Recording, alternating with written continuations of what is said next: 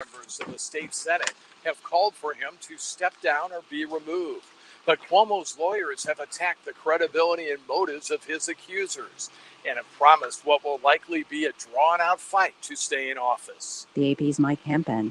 The UN calls it Code Red for Humanity. A new UN report finds that Earth's climate is getting so hot that in about a decade, temperatures will probably pass a level of warming that leaders around the world are trying to prevent. Japan's prime minister is thanking everybody for helping the country safely hold the Olympics despite the pandemic. Tokyo's new daily cases have more than doubled during the Olympics. This is AP News. Jane Withers has died. You may remember her as a child actor or as Josephine the plumber.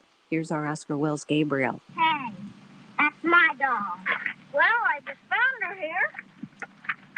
You can't have her. Jane Withers first gained the nation's attention as the spunky girl who would vex fellow child star Shirley Temple on the big screen. Despite being a meanie to America's sweetheart at the time, Withers went on to establish an audience of her own and then forged a solid career starring in B-movies. New Super Comet with chloranol-free. Gets off stains when other leading... But to the boomer generation, Withers was Josephine the plumber, hawking her favorite bathroom cleaner in the 1960s and 70s. Her daughter reports Jane Withers has died. She was 95 years old. I'm Oscar Wells Gabriel. Bobby Bowden has died, the Hall of Fame coach who built Florida State into a college football dynasty. He was 91. I'm Rita Foley, AP News. This is 8:20 a.m. WCPT Willow Springs and streaming worldwide at WCPT820.com. We are Chicago. Facts matter. Now your WCPT 820 Chicago traffic update. Metro trains are stopped on the Union Pacific Northwest line near Des Plaines due to a vehicle stuck on the tracks there. Looking at traffic on the inbound Stevenson, it's heavy Cicero to Pulaski. Everything is open again between Pulaski and Damon. There had been closures due to police investigation of a shooting. Right now, to get from the Veterans Memorial Tollway to DeSable Lakeshore Drive, it's 23 minutes, southbound 21. Inbound Ryan, traffic. Okay, can I get down on you again, Todd? It's 13 minutes from 95th to down south. Sure. 1, 2, 3, 4, 5. Okay. He sounds good over here. Okay, good. 18, just a little congestion at O'Hare. That's traffic. I'm Jim Calamonte. Eric Grants invites you to the family meeting every Sunday, 4 to 6 p.m. for conversations like you'd have at a family barbecue. And you never know who's going to drop by on WCPT 820, Chicago's Progressive Talk. Staples Connect has everything for back to school at amazing prices. Right now, Crayola 12-count colored pen. And Hannah and Linda and Linear Bob and Maddie and Daryl and Shirley from beautiful Philadelphia and Deborah. We had I think it's just been tough everywhere. There was an old song, It's a Rainy Night in Georgia. I feel like it's raining all over the world. Well, it kind of feels that way with everybody. We lost a young female police officer, and that has kind of thrown the city into 60 seconds. a shock, something. So we're going to be talking about that today and the rise in COVID cases. There's a lot to talk about, everybody. A lot to talk about. Visit Indeed.com/credit and get $75 towards your first sponsored job. Terms and conditions apply. WCPT 820, Chicago's Progressive Talk, where facts matter.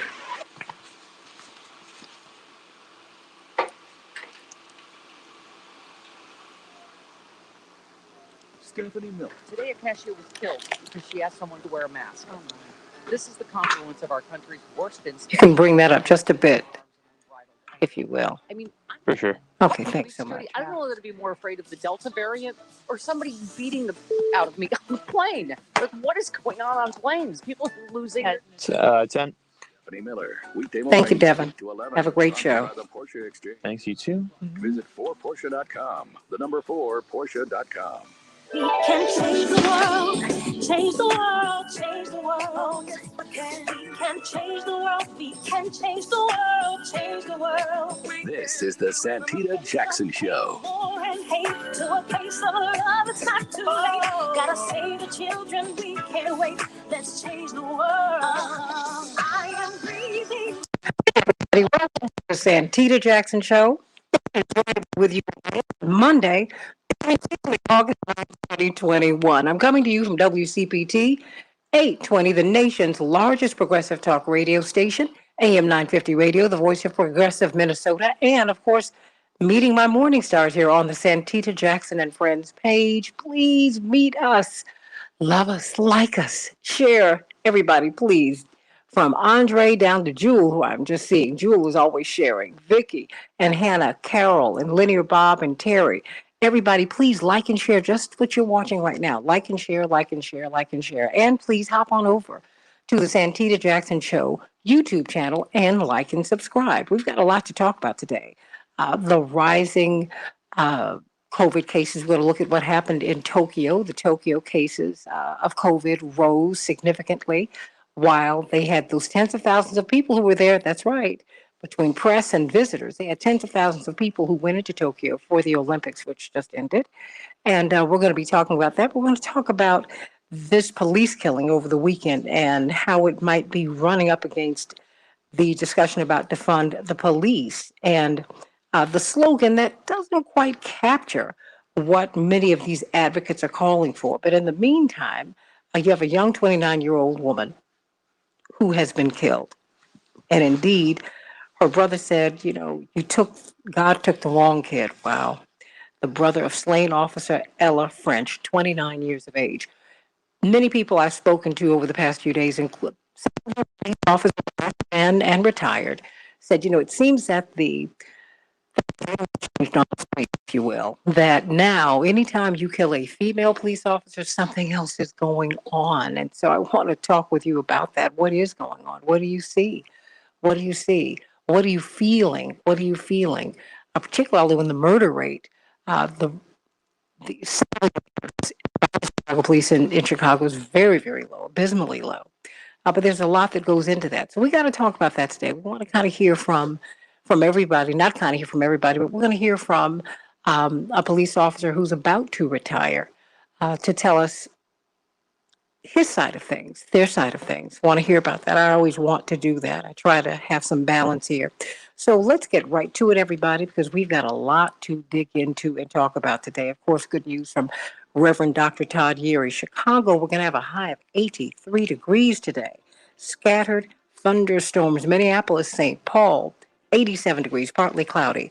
The Twins, 7, the Astros, 5. And guess what? Over the weekend, we had quite well, I guess in New York, you'd call it the Subway Series. We call it the L Series here, everybody. And the White Sox emerged on top, at least yesterday. 9-3 over. For those of us who are Southsiders, happy about that. But I love the Cubs too. I really, really do. Everybody, wow, the Olympics are now over, and it's one for the history books. The United States number one in gold medal counts and in total medal counts. 113 to 88 to China, 58 to Japan, 65 Great Britain, 71 Russia. But that's not the whole story, everybody. According to this report from Yahoo, 600 plus athletes competed in hundreds of events. That's from the United States. Trailing China 38-36 in that vaunted gold medal column. But the U.S. women's basketball team brought it home, beating Japan in their final, and American cyclist Jennifer Valente won gold in her points race. And so it brought America all the way up. But guess what? Even though the final vote tally was 113, by far the most of any nation, it paled in comparison to what America did 5 years ago. 5 years ago, America had 121 total medals, 46 of them gold, and roughly 30 fewer events in Rio. So what do you think about that? What is that saying? I mean, indeed, no American man, get this everybody, won an individual gold in track and field. Have you ever heard of anything like that? Oh my gosh, what happened? And everybody's still trying to get over that relay race. Thank you, Carl Lewis. Don't know what happened, everybody, but here we are. Here we are. The Taliban has seized 5 provincial capitals in Afghanistan as America is seeking to get out, and they let loose a string of violence and as foreign forces led by the U.S. The country, everybody. New York Governor Andrew Cuomo is facing increasing pressure to resign. Indeed, his top aide has resigned. What will that mean, everybody? Now there are 1 million more job openings and people looking for work, according to the CNBC report. There are 8.6 million people considered out of work in the U.S. and nearly 10 million job openings. Employers are using incentives such as pet insurance, signing bonuses to fill those positions. What do you think is going on, everybody? What do you think is going on? Amid the labor shortage, guess what? Now, according to this Wall Street Journal article, in White Castle and in other fast food restaurants, they're using robots to make the French fries. Is that what's going to happen? Are people going to be replaced with robots? Oh boy, you just can't make this stuff up. Reverend Dr. Todd Yeary, I need some good news today. How are you?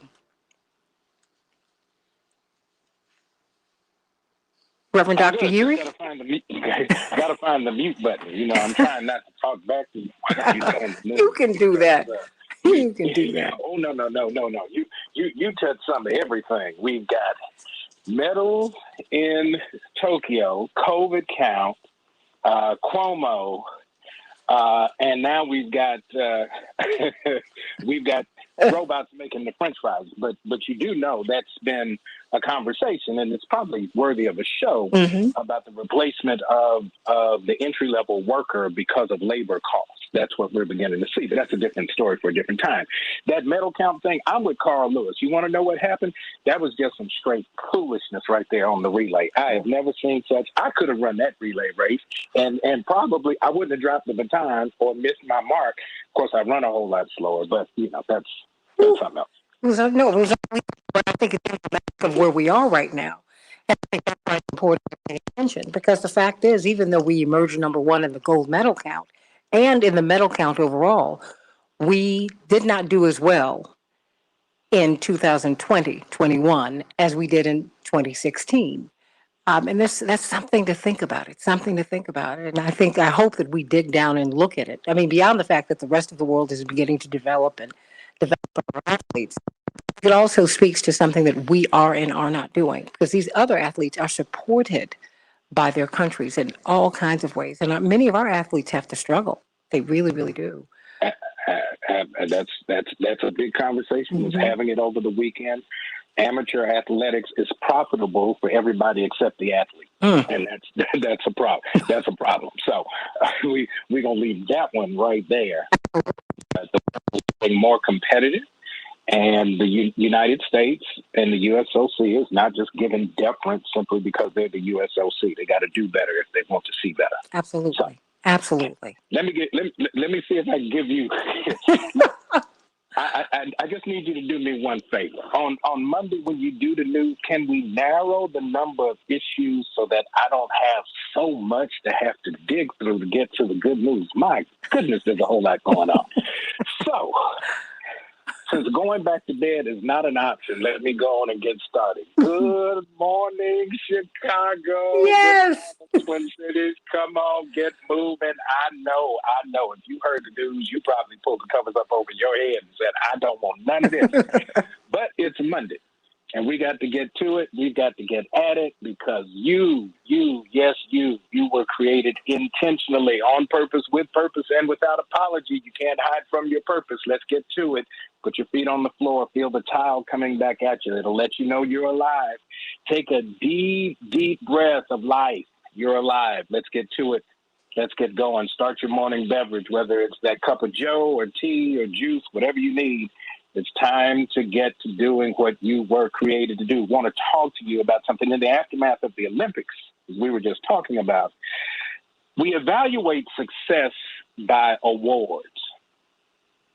But I want you to evaluate your success by fulfillment, because many times when we look for exterior achievement to drive our sense of accomplishment, it leaves us wanting, because along the way we may sacrifice some things to try to get the symbols of success, but miss the higher calling, the deeper meaning of what success should truly be. And that's simply, I feel like this is what I am created and called to do. And so I'm driven to do it, whether the awards come or not. This is my space. This is my niche. Let me go ahead and do it. So too many times in our lives, we react to circumstance. And so we often wait until something happens to prepare. We'll put things off, wait till the last minute. We wait until we're in trouble before we ask for help. We wait until we receive something to express it. We just wait. We just hold off. We'll get around to it. But our tendency to react to our conditions often leaves us in danger of missing out on the fulfillment that comes with each day of our journey. The big question is, what is motivating you? What's driving you? What's fueling you? Sometimes we can become so uninspired in our living until we approach each day without the drive and the purpose that is required for successful living. I want you to make up your mind this morning that this is going to be a good day, rather than deciding you would just take the day as it comes. Sometimes we have to go in intentionally rather than waiting to see what happens. Decide to live today according to your purpose rather than just be content living to other folks' expectations, just doing what you're asked to do and leaving it there. All of these areas can be addressed if you're going to do one specific thing, and that's live life on purpose. My late mentor, Bishop Michael Graves, once preached a sermon called Living on Purpose. And every now and then I listen to that sermon because it reminds me that life is too precious and too important to live accidentally or arbitrarily. And when we live on purpose, we choose to live our lives according to the plan that God has for us, with the full expectation that our purpose in life will come to fruition. God's plan is clear. God's plan is for us to prosper and not be in want. God's plans are good plans, and they give purpose to our lives. So the simple message today is don't wait for it, go get it. Don't see what's going to happen, make it happen.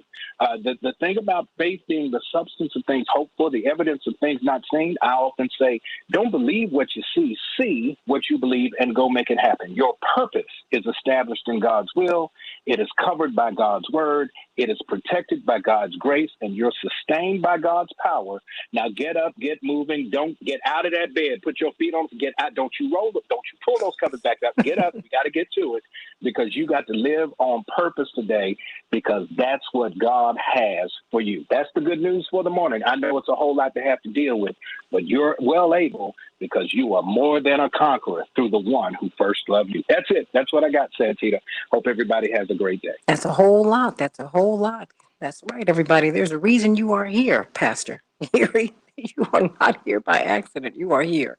So get on purpose, everybody. Sending you much love. Pastor Todd Yeary, senior pastor of the Douglas Memorial Community Church, the iconic church, Black church in Baltimore, Maryland, of course, vice president of Rainbow Push as well. Sending you much love today as he goes into court. That's right. He's also a lawyer, everybody. Let's talk about. I'm glad you cleared that up because you just said I was going into court. I got nervous. I got to go. See you later. Boom. But we still love you. It's all right. No matter what. But that's right. He's actually an officer of the law. Not in trouble with it. But, we can live with that too. There's a lot of good, great people have been in trouble with the law. And in time, we found that they were, let's say they were vindicated. Everybody, let's talk about our health. Let's talk about the Olympics. We're seeing that there was a spike in COVID in Tokyo as people came in for the Olympics. Tens of thousands of people came in, even though the stadia were virtually empty. The fact is you had media who were there. You had people who still came in. So tens of thousands of people really went into Tokyo. And then you had a lot of Japanese people who came out because they said, this is like a once in a lifetime thing. We want to see the bike races. We want to see people who are coming into our country to come to this world event. So, you have that. You have all kinds of headlines. One that came from the Chicago Tribune that an beautiful older couple sitting there saying that, I thought by being vaccinated that I was finding that not to be the case. So we got to talk about these breakthrough vaccines as more and more fully vaccinated people, as it is coming into our knowledge, even though people have been talking about this for quite some time, quite frankly, if you read widely, people have been having these breakthrough viruses. So let's talk about this. Of course, we're going to bring on Dr. Shanita Knighton at the bottom of the hour, but first, let me start with you, Dr. Deborah Furholden, because you have been saying, look, we flattened the curve last year without a vaccine. We flattened the curve, almost without masks, because we said there were a lot of things that we were doing right. And I keep bringing this up, Dr. Deb, because I have a lot of friends who have been vaccinated. And if they come by my home or if we go somewhere, I will remind them, Dr. Deborah Furholden, noted epidemiologist from Michigan State University and Johns Hopkins. I said, you should put on your mask. They will say to me immediately, Dr. Deb, oh, I've been vaccinated. I mean, Deborah, it flies right out of their mouths. And I'm like, you do know you can still get this, right? You do know that you can still spread it, right? But I'm vaccinated. Me. I said, whoa, but there's a little bit more to it than this. And then we see that there are 15 states that are keeping the COVID-19 breakthrough cases under wraps. That's according to a Hill report. So let's start with Tokyo. Do you think it was, upon reflection, was it the right thing to go on and have the Olympics? And see, we're looking at Beijing in just a few months from now in February. Well, I always said if they were going to have it, everybody there should have been required to be vaccinated. I mean, that's just like simple. I can't believe the U.S. sent 20% of our athletes unvaccinated. That should have been a requirement to going. You know what's going to happen, Santita? I honestly believe this. My granddaughter, who's going to be here in about 2 weeks, COVID is going to be a part of the standard vaccine. And probably what will happen is they're going to have a cocktail where you get your COVID and your flu vaccine at the same time. And she's going to have something that happens, and she's going to say, well, it's not fair because blah, blah, blah. And then my daughter is going to say, well, India, I graduated, during high school during COVID. I had my whole freshman year of COVID and blah, blah, blah. And you'll have to, and she'll look at us and say, COVID is nothing. Like, it's like nothing. Like, why are you comparing what I'm going through with what you're going through? Public health people are going to look back at this time and say, boy, they really fumbled that. Like, this is going to be with us. The things that we're fighting about right now, the things that seem so, unfair, unimaginable, it's going to be just how they are in 20 years. In 20 years, COVID is going to, it won't even be 20 years. I can guarantee you they're already looking at these cocktails. Because most vaccines come in a cocktail. COVID is going to get added to a cocktail. It's going to be a part of the standard. Everybody's going to get it. And that'll just be that. So the thought right now that there was no global movement, no global accountability to ensure that everybody, at a minimum, that went into the Olympic Stadium was vaccinated is just really hard for me to wrap my hand around. Because like you said, you gave this example of your friend who they couldn't come back into the country because they didn't have that negative COVID test. And they're vaccinated. When I travel to Ghana, I have to get a malaria vaccine, and it has to be within the last 10 years. And I got to have the card proving that I got the vaccine. I can't leave without it, and I can't come back in the country without it. Somebody on our trip lost their passport and had to stay behind an extra several days because they were able to get the passport, but they didn't have the malaria card. So the things that we're debating about now, I'm telling you, are going to just be baked right into our society. And in 10, 15, 20 years, it's just going to be what it is and how it is. And people in that generation are going to say, boy, they fumbled that one big time. We're talking with Dr. Deborah Furholden, Associate Dean of Public Health at Michigan State University, and, of course, PhD in epidemiology coming out of Johns Hopkins University, talking about COVID. When we bring on Dr. Shanita Knighton on the other side, I want us to really delve more deeply into therapeutics, because one of the concerns that more and more people have, Dr. Deb, is that if you get COVID, because a lot of vaccinated people are developing COVID, um, what are the protocols that, what do you do? Do you just go home and get worse, or go home and suffer? Or there are medicines out here, and more of them are proving to be very effective. But there's a shortage. I mean, there's a lot going on here. But just, I know you feel like you feel like a broken record, but I don't think that that's what you are. What do you want people to know about being fully vaccinated, needing to mask, needing to take vitamins, and to bolster their immune systems? I've got about a minute and a half before we go to break. What do we need to know? Yeah, even if people are fully vaccinated, you still need to mask when you're indoors, when you're around a lot of people. Think of it like this. Can you imagine if you went to to get your flu vaccine? And I had actually never had a flu vaccine before. That we can debate about that. A lot of my public health colleagues think that's terrible. But I'd never had the flu vaccine because I thought if I get the flu, I'm young enough. I don't have risk factors. My body will fight it off. I just had never gotten the flu vaccine, and I don't work inside of the hospital. So I'm not around patients and things like that all the time. So I thought, I'm good. And can you imagine getting the flu vaccine and they give you the flu vaccine from 3 years ago? Yeah. Oh, wow. Right? I mean, if you get the flu vaccine from 3 years ago, that it's built. The flu vaccine is built on the strain that it's built off of at the time. And the flu, like coronavirus, also mutates. And so if you got the flu vaccine from 3 years ago, would you have some degree of protection against the flu? Yes.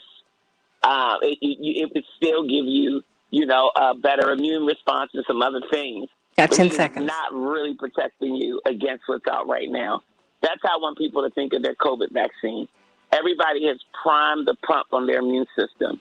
But this thing is changing, it's mutating. Okay. So we got to stay current with our protections. And that still includes all of the preventive practices. More of this discussion when we get on the other side of the break on the Santita Jackson Show.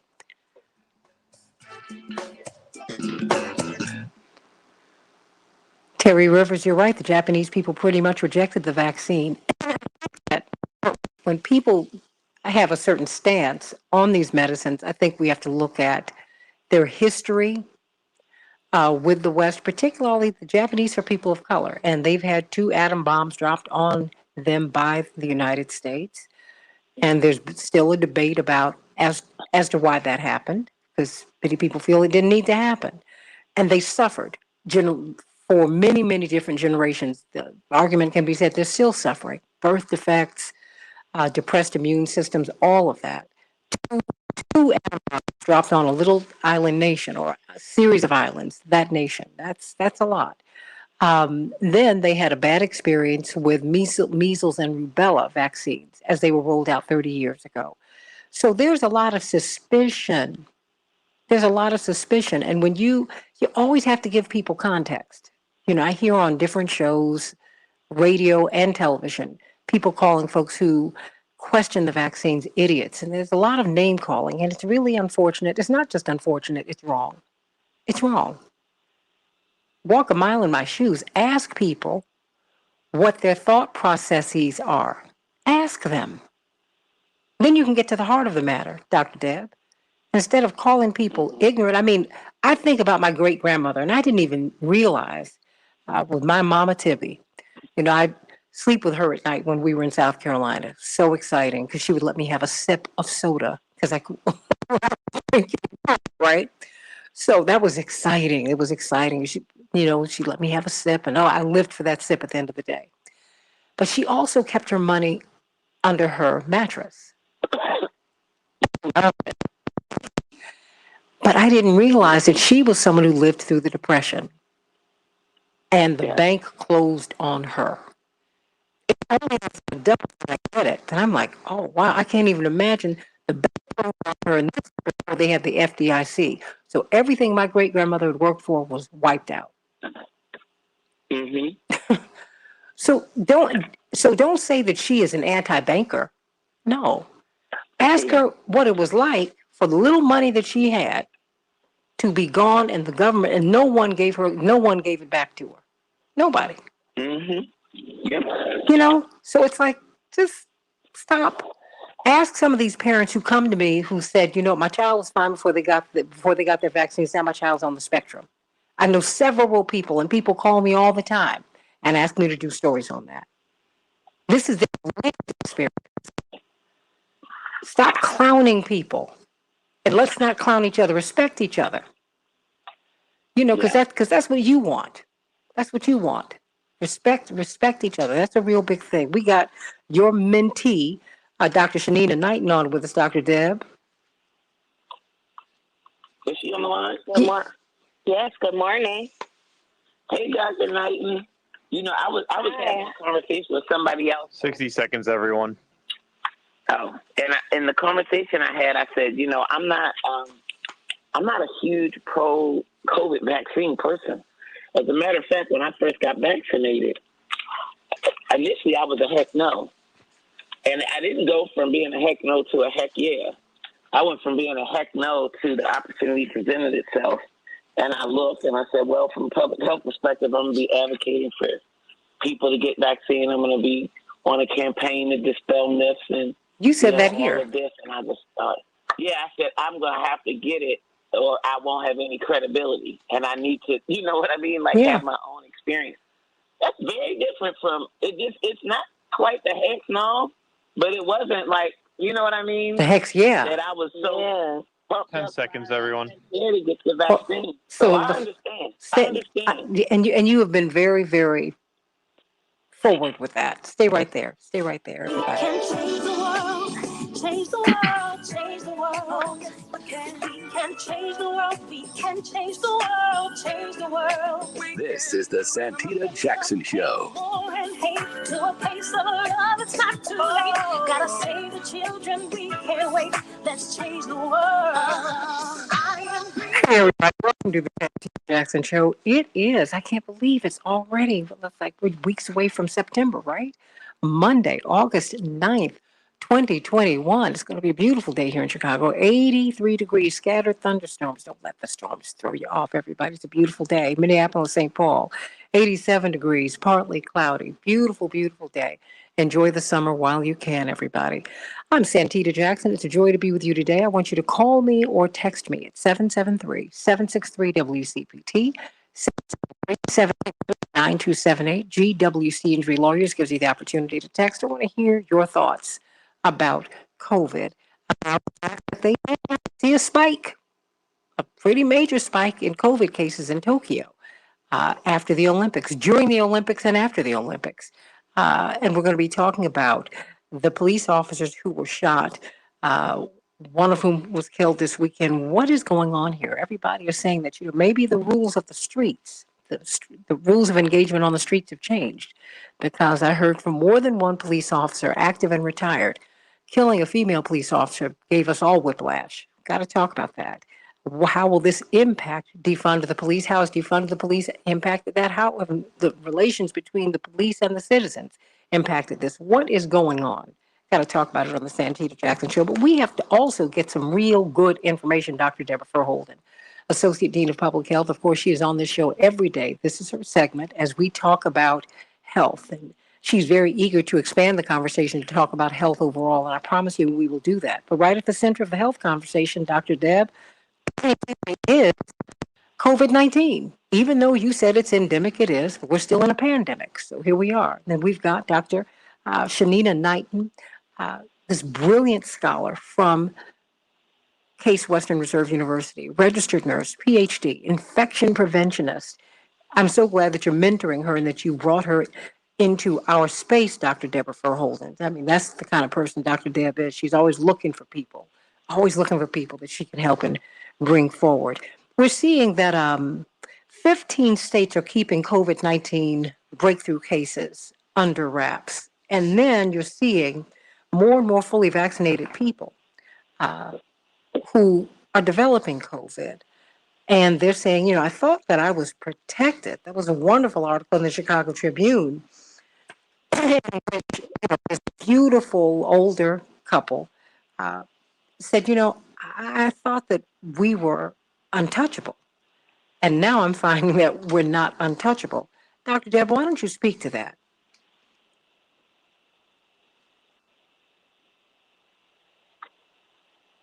Dr. Deb, are you on mute? Says she's still there. Okay, well, you know what?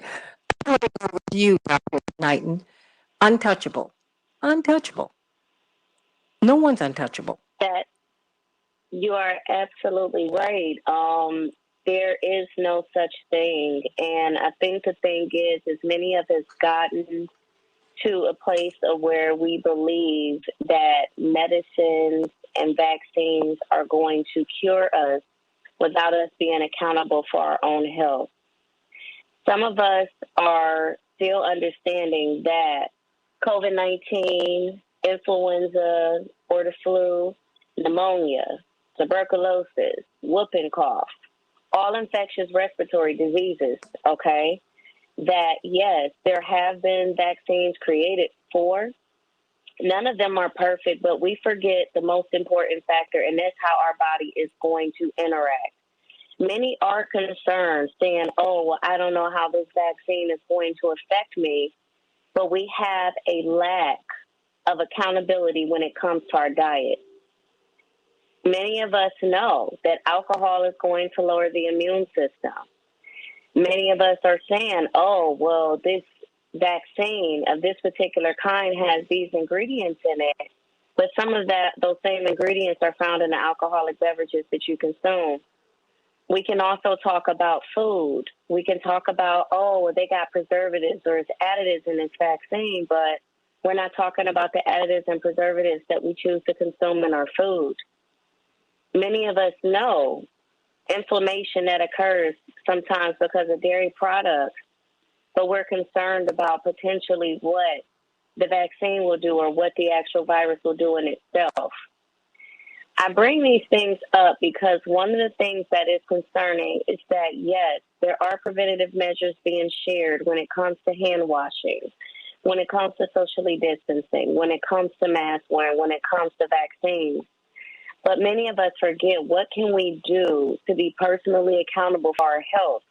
Whether we're talking about fighting COVID, whether we're talking about fighting the flu, whether we're talking about fighting a respiratory infection, we have to get out of the state of mind that it is okay for us to get these things. Respiratory viruses have been around before all of us were here, before even, I bet you, our ancestors were here. And they haven't gone anywhere. They continue to evolve every single year. We have not gotten rid of them. COVID-19 has affected us in a different way, and maybe it's on everyone's radar now, but this is not something that is a new occurrence. It is just that we are at a stage right now of, can we continue to keep cheating these infectious respiratory diseases, or do we need to figure out how we need to adjust our lifestyles and our habits so that way we can make sure that we are not becoming a victim of them? You know what, Dr. So Deb? when, Okay, I'm sorry. no, go right No, ahead. no, no, no. Go ahead, please. Because these are things we don't think about. You've often brought, I think we have Dr. Deb back, which is great. Um, you talk about the vaccines that are in the foods that we eat, in our meats. And people, these are things you don't think about. It's these little details that we miss, that we're missing, that accumulate in your body, of course. Now, this is something Dr. Dick Gregory and Dr. Alvenia Fulton, who taught him about nutrition. God rest her soul. And many of you in Chicago would remember Dr. Alvenia Fulton. Fultonia's, she's been, God rest her soul, just really the guru of good health in the Black community. She lived to almost be 100 years of age. Very, very robust woman. Um, he would talk about knowing what's in our foods. He got that from her. Dr. Sebi talks about knowing what's in your food. I mean, and I put all that stuff out there, everybody, because I think that we need to. One of the gifts of COVID is that we have to really look at what we can do to become as healthful as possible. Dr. Sheena, before we go back to Dr. Deb. So yes, absolutely what you mentioned is the case. Many of us do not look at the ingredients on our labels to really be able to understand what we're eating. And I'm not going to go through everything, but even something as simple as eating spongy bread and knowing that there's an ingredient in it called azodicarbonamide. Azodicarbonamide is also found in yoga mats, right? So when you're literally consuming that and you find out that this particular ingredient can cause a flare-up of asthma or a flare-up of allergies, you say to yourself, okay, wow, who knew that I could get sick from eating bread? Now, I'm going to take a little bit of a turn here, and I'm going to talk about vaccines. So we're getting ready to embark upon flu season. Environmental measures such as cleaning has been rolled back. Social distancing has been rolled back. People have become very relaxed with their mask wearing. People have become very relaxed with their mask cleaning. And yet many people say, I've never had the flu shot before and I'm not getting the flu shot annually. Or why do I have to get the flu shot every year? I want to remind people, since the beginning of time, we have had trouble fighting off infectious respiratory diseases. We have had trouble tracking them down. I told someone that literally the Hong Kong flu from the 1960s just went untraceable a couple of years ago. This was something that had been around.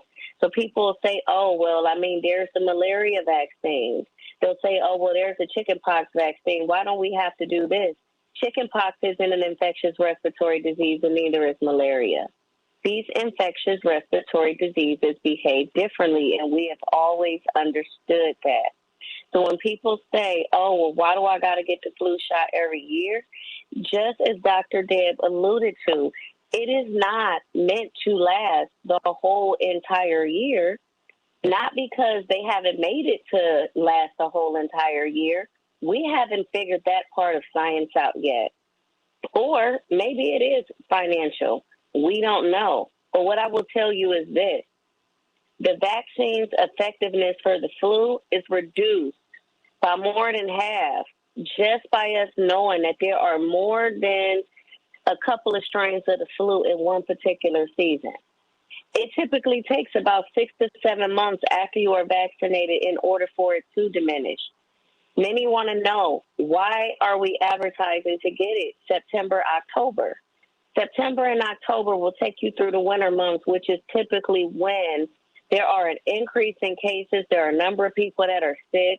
The weather is changing. We know how that goes, how literally if we went outside in the middle of the winter and it was a 60-degree day, then our grandmothers would say, you know what, this pneumonia weather. Because the change in the weather is going to change our immune systems, right?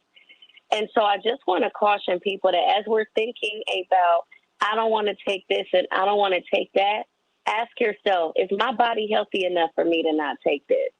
Some of us are fighting things that we can't see and things that we haven't gone to get checked out. Many of us may have headaches and not realize that we have high blood pressure. Many of us may have that agonizing chest pain and say, oh, it's just stress, but it could really be heart disease. Many of us may have the headaches or sweats and it be diabetes. These are all things that will increase your risk of having bad outcomes from COVID. These are also things that COVID will cause you to have an increased awareness of if it's already looming as a part of a health problem.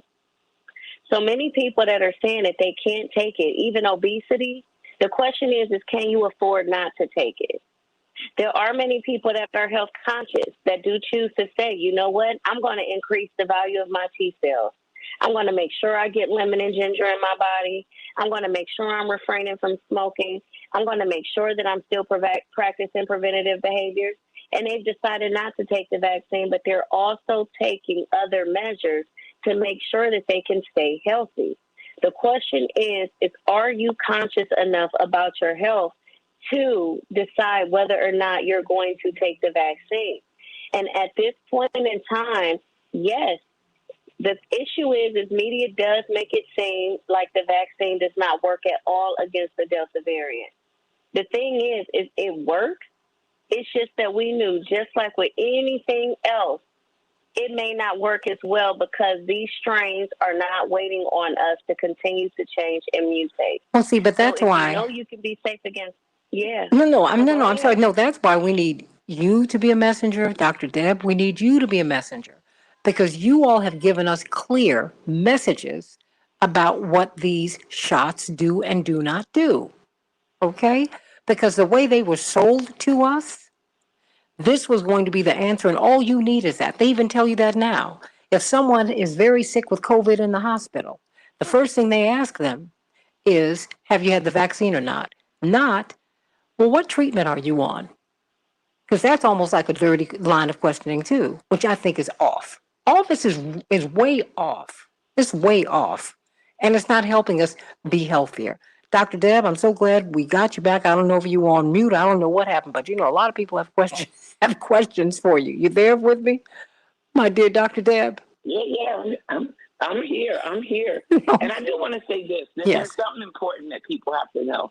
And I've been saying this from the beginning. We're learning a lot in real time, right? We know a lot about coronaviruses, and people like Dr. Kizzmekia Corbett have spent her early career, studying coronaviruses and what they do and how they, work in the body and how, all of these things.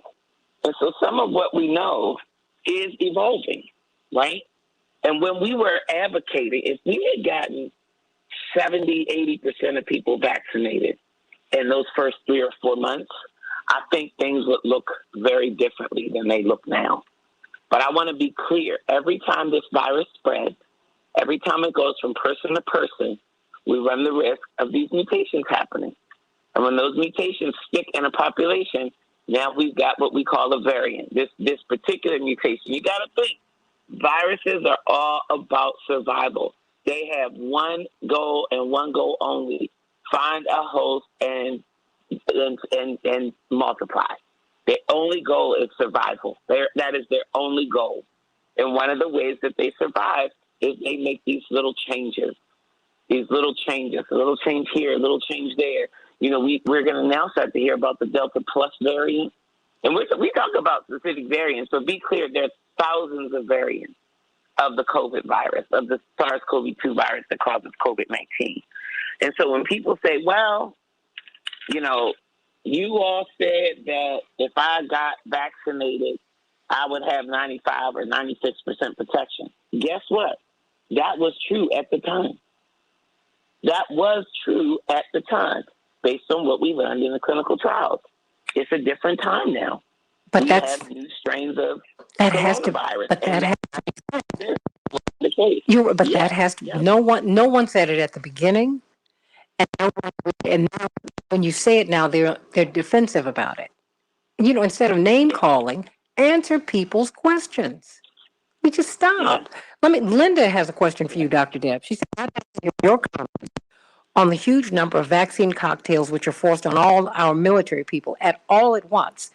And talk about COVID, because that's about to be mandated. A lot of people have loved ones in the military who get a lot of vaccines, and sometimes they don't react as well. Why don't you speak to that? Yeah, this was the thing, and I've talked to a lot of military people about the COVID vaccine. A couple of people who were heels dug in, hex no, and I said, man, I know for a fact because my brother was in the military. When you go in the military, they shove all kinds of stuff in your arm, and nobody's asking, well, what technology is this vaccine built on? And, what exactly did they take it? Right? It's it's part of what they got to do if they want to be in the military. I personally know that making these cocktails has made it such that a lot of people have been able to get immunized from things on schedule. A lot of kids, were able to get fully immunized as the, recommendations for childhood immunizations go because of these cocktails. So they brought some value, added some value. I also know that for some, they don't work so well. And I happen to have one of those in my group of children, my oldest daughter. She did terrible with her vaccinations. Terrible. She did terrible with her COVID vaccine. And so when after her maybe second round of vaccinations, I said to her pediatrician, we got to slow this down. Now, here's what's funny. It's hard to get these vaccines uncocktailed sometimes. because that's how they come. It's harder to get them. You mean separate it all out, bundled right? up together. Separate it out. Exactly. The Okay. standard vaccine, as an example, is called the MMR, measles, mumps, Mm-hmm. rubella. All that's in one vial. All that goes together now. So I'm like, we have to slow this down. I can't let you. And so the only thing we were really able to do was not give her multiple cocktails at once. But I couldn't get these cocktails unseparated. So my thing is this for people. By and large, and I do point to the fact that this is the standard of care. So this is not some conspiracy. It's not targeted to particular groups. This is the sledgehammer, of medicine. We're going to vaccinate everybody from all of the biggies. And we've benefited, by and large, from that as a society. We have benefited. We don't deal with things really like measles. You have these small, isolated outbreaks, typically in very small communities, where for, religious or other reasons, you'll have a large percentage of people who don't vaccinate their children. And every now and again, you'll see a little outbreak, but those things are easy to identify and they're easy to contain. And a large part of that is because of vaccinations and these cocktails. But then you also have to know yourself and your children. So I did have to slow the schedule down for my oldest daughter. I did not have to do that for the younger two. So, we need to understand what our options are. And this is why I do think this relationship with a primary healthcare provider is so important. And it should be a relationship that you feel good about. You should not have a primary care provider if you don't have the kind of, communication that leaves you empowered and knowledgeable. Your primary care provider should be able to answer these questions for you, should be able to help you make decisions. They don't make decisions for you. Those decisions are ultimately yours. But they should be able to communicate with you in ways that leave you empowered to make choices and ultimately empowered in the choices that you make for you and your family's health care. And if you don't have that, keep looking. What about therapeutics? I mean, if you get COVID, I mean, and my own personal physician has said, way at the beginning of this thing, she said, take for granted that you're going to get it. She said, I just want you to be protected from it. We need to know, we need to make sure that your immune system is robust. The things that we need to do. She said, but take for granted that you're going to get it because it's out here. And she said this really before they labeled it a pandemic, because she does a lot of work in the international space. What about therapeutics? Because it seems I know several people who have gotten COVID, and when they ask about, there was a post that Dr. Knighton had about asking about antibody treatments, and we saw that's what President Trump and others who've been privileged to have access to that. And I think that that's the caveat that they've been able to get. Dr. Deb, and then you, Dr. Knighton. Dr. Deb, if you're diagnosed with COVID, what should you ask your physician? I mean, is there anything you should ask? Could you ask for medicine? What should I do? What do I take? I mean, what happens? Well, typically most of us don't have the luxury of going to it's not even a luxury. It's just not how medicine works. You don't typically walk in and say, hey, I'm, having the following symptoms. I'd like the following treatment. Mm-hmm. Or I have the following illness. I'd like the following treatment. I think what serve people is to understand what the treatments are that are available. Because what a lot of people don't know is these treatments work best when given early, as an example. Mm-hmm. So I have a colleague here who contracted COVID, and he contracted COVID within days of getting his shot. He may have had COVID even when he got his vaccine, Mm-hmm. but he went to the VA. That's where he got his vaccine, and that's also where he went for treatment. And he got monoclonal antibodies, and he was asymptomatic. But he's a regular daily smoker. And he got monoclonal antibodies, and he wasn't asymptomatic. That's not true.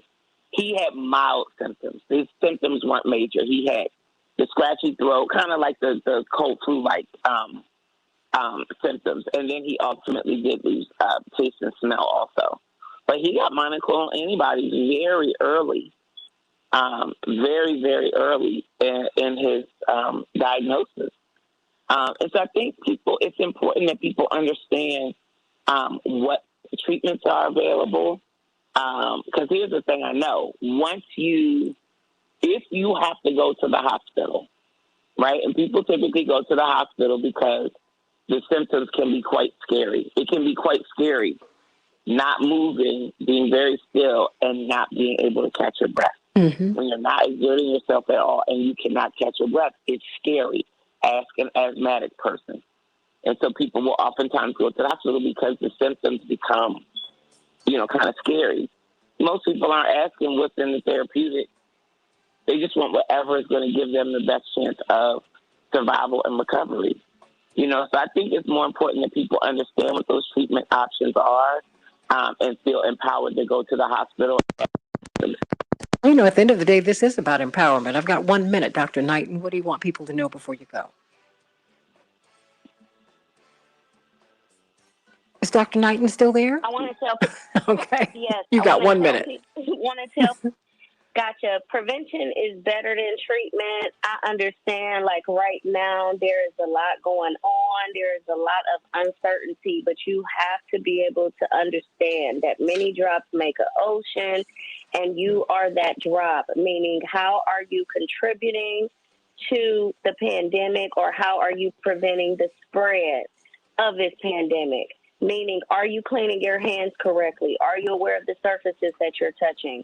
Are you making sure that you are taking necessary vaccinations, necessary tests, necessary precautions to make sure that you are protecting yourself as well as protecting others? Many of us forget that it takes us to do one bad activity that can cost somebody their life in its current time. So I encourage you, please make sure that you are doing everything that you can, because it only takes one time for you to slip up and not clean your hands correctly. It takes one time for you to not clean your mask or wear your mask correctly, just for drops to transfer to someone that may not be as strong as you. So I encourage everyone, prevention is better than treatment. We will get through this thing, but we have to also remove our selfishness and become selfless during this time. Amen to that. Let's talk about the police officer, Ella French, who was killed. Has the game changed on the streets? Let's just talk about that. What is going on, everybody? It's like America has turned into the OK Corral. We will not survive that, everybody. Back with more of the Santita Jackson Show. Doctors Knighton and Furholden? Yes, ma'am. Look, a lot of people have a lot of questions about that military piece, Dr. Deb. I need you to delve into that.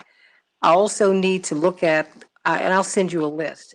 The U.S. hasn't okayed boosters for those who got the J&J vaccine, but some are getting one anyway.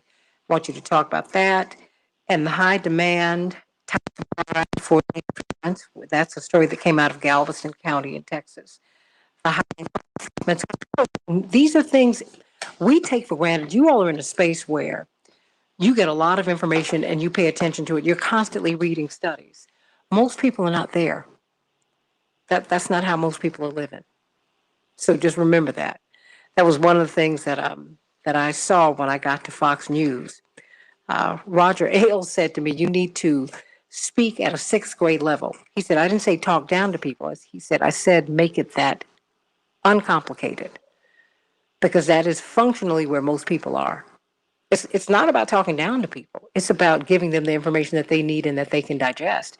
You would not give a child with no teeth, a newborn, a steak. For what? They can't handle that. Sending Attorney Patillo and J.D. Anderson through. So I agree with that. I also think we're in a new era now where we have to change the way in which we are, and we've been saying, people have been saying this for years, we'll communicate in science to the public, but there also has to be an awareness of the public to, and I get it, it's that thing about meeting people where they are, but I also know too that someone may be more interested in looking up celebrity gossip than interested in learning science. And I've seen this my whole entire life. And so there does have to, like, meaning, for example, it wasn't before, where they would even put your ingredients on the label. The ingredients are right there now in front of people's face, and they won't even Google them. And it's because, okay, maybe I can't pronounce them, but a lot of us can type them in.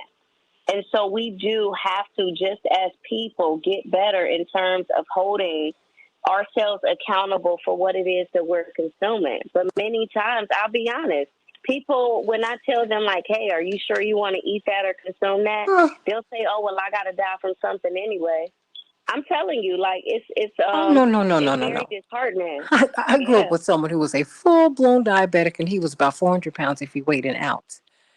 And he just consumed to his heart's content. He sure because he said, I'm going to die anyway. I've heard that a lot. Yeah. You hear that from a lot of people. But you know what, I'm gonna have to let you guys go. But we've got a lot of work before us because a lot of people have a lot of questions. There's a lot of information that people need. And I want to thank you for sharing with us every day. Every day. Dr. Deb's about to become this grandmommy. India's on the way. Yes. A lot of people are sending you a lot of love here, Dr. Deb. You know what? She a grandma. She's too cute to be a grandma. She got to be a grandma. She's going to be all of that and a bag of chips. And she's going to be a crazy grandma, too. Don't you eat that? Those are the best kind. No, look. Those are the best kind. I know, look, that's how my grandmothers were. They were nuts, including my grandmother Gertrude, who used to spray your clothes before you came into the house because she didn't want you to bring Chicago roaches, as she put it. She was a germaphobe. I'm mad at her. Crazy. You were like, she made you drop your bags in her garage. And she had fresh new underwear, pajamas, and waiting for you to get that plane. I kid you not. You can't make this stuff up. That's the way she was. But I'm sending you all much love because I got to move on to this new topic. I love you so much. Thank you so much for everything. You're welcome. Love you too, and have an awesome day. Hey, you too. You too. God bless. Attorney Patillo? Bye-bye. How are you? Good. We've got J.D. Anderson. How are you, J.D. Anderson? I'm wonderful, wonderful. Wonderful hearing your voice. We're going to come right to you after I get through a few of these headlines, okay? Thank you. Thank you so much. Had to talk about COVID-19 and some of all of that, but thank you so much for being with us today. So everybody, we're going to be talking about these police shootings that took place. For some reason, and perhaps J.D. Anderson can speak to us about why they've captured our imagination. In fact, that was one of the headlines on CNN this morning, this shooting. Maybe it's because it's a woman. Is it because it's a white woman? Is it because her shooting in this black community have the rules of street engagement changed? I know many police officers who are looking to retire because they said it's just gotten too dangerous. I just cannot do this. And defund the police, which I always felt that was not the right name for that slogan, not given what they were asking for. This is not about, hey, if you don't, I want the police. I just don't want them to be corrupt. I don't want that for myself either. So that's a whole different discussion for another time. So we're going to be talking about that with J.D. Anderson, who has been on the force for 30 years and he's about to retire, but he's also a pastor. So I want you to call me or text me at 773-763-WCPT, 773-763-9278. GWC Injury Lawyers gives you the opportunity to text 773-763-9278. What do you think about these shootings this weekend? So, Mr. Anderson, can you speak up so we can? I just want to make sure that he has the sound right. Testing. Okay. How does that sound, Devin? Sounds good. We can hear him. Okay. Robert, could we hear you, please? Good morning. How are you? Okay, very good. Thank you so much.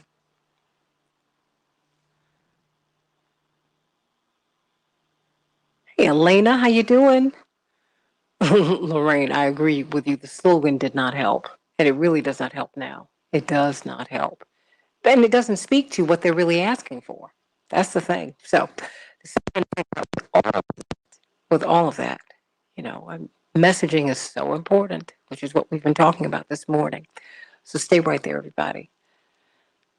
10.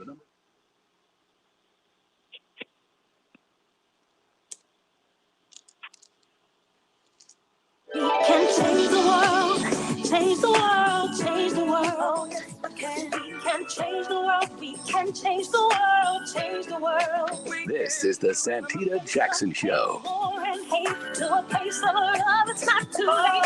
Gotta save the children, we can't wait. Let's change the world.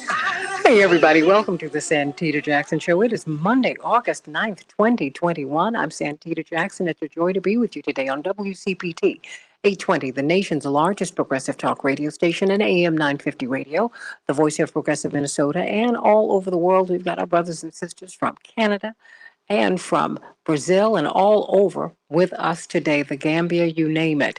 Please go to the Santita Jackson and Friends page and like and share. Vicky, Kaiser, everybody who's there today, Elena, if you're watching, like and share. Just like and share. Just do that. And please go over to the Santita Jackson Show YouTube channel and like and subscribe. But all the morning stars are over there today. Laura Bell, everybody sending you much love. Miss Fire.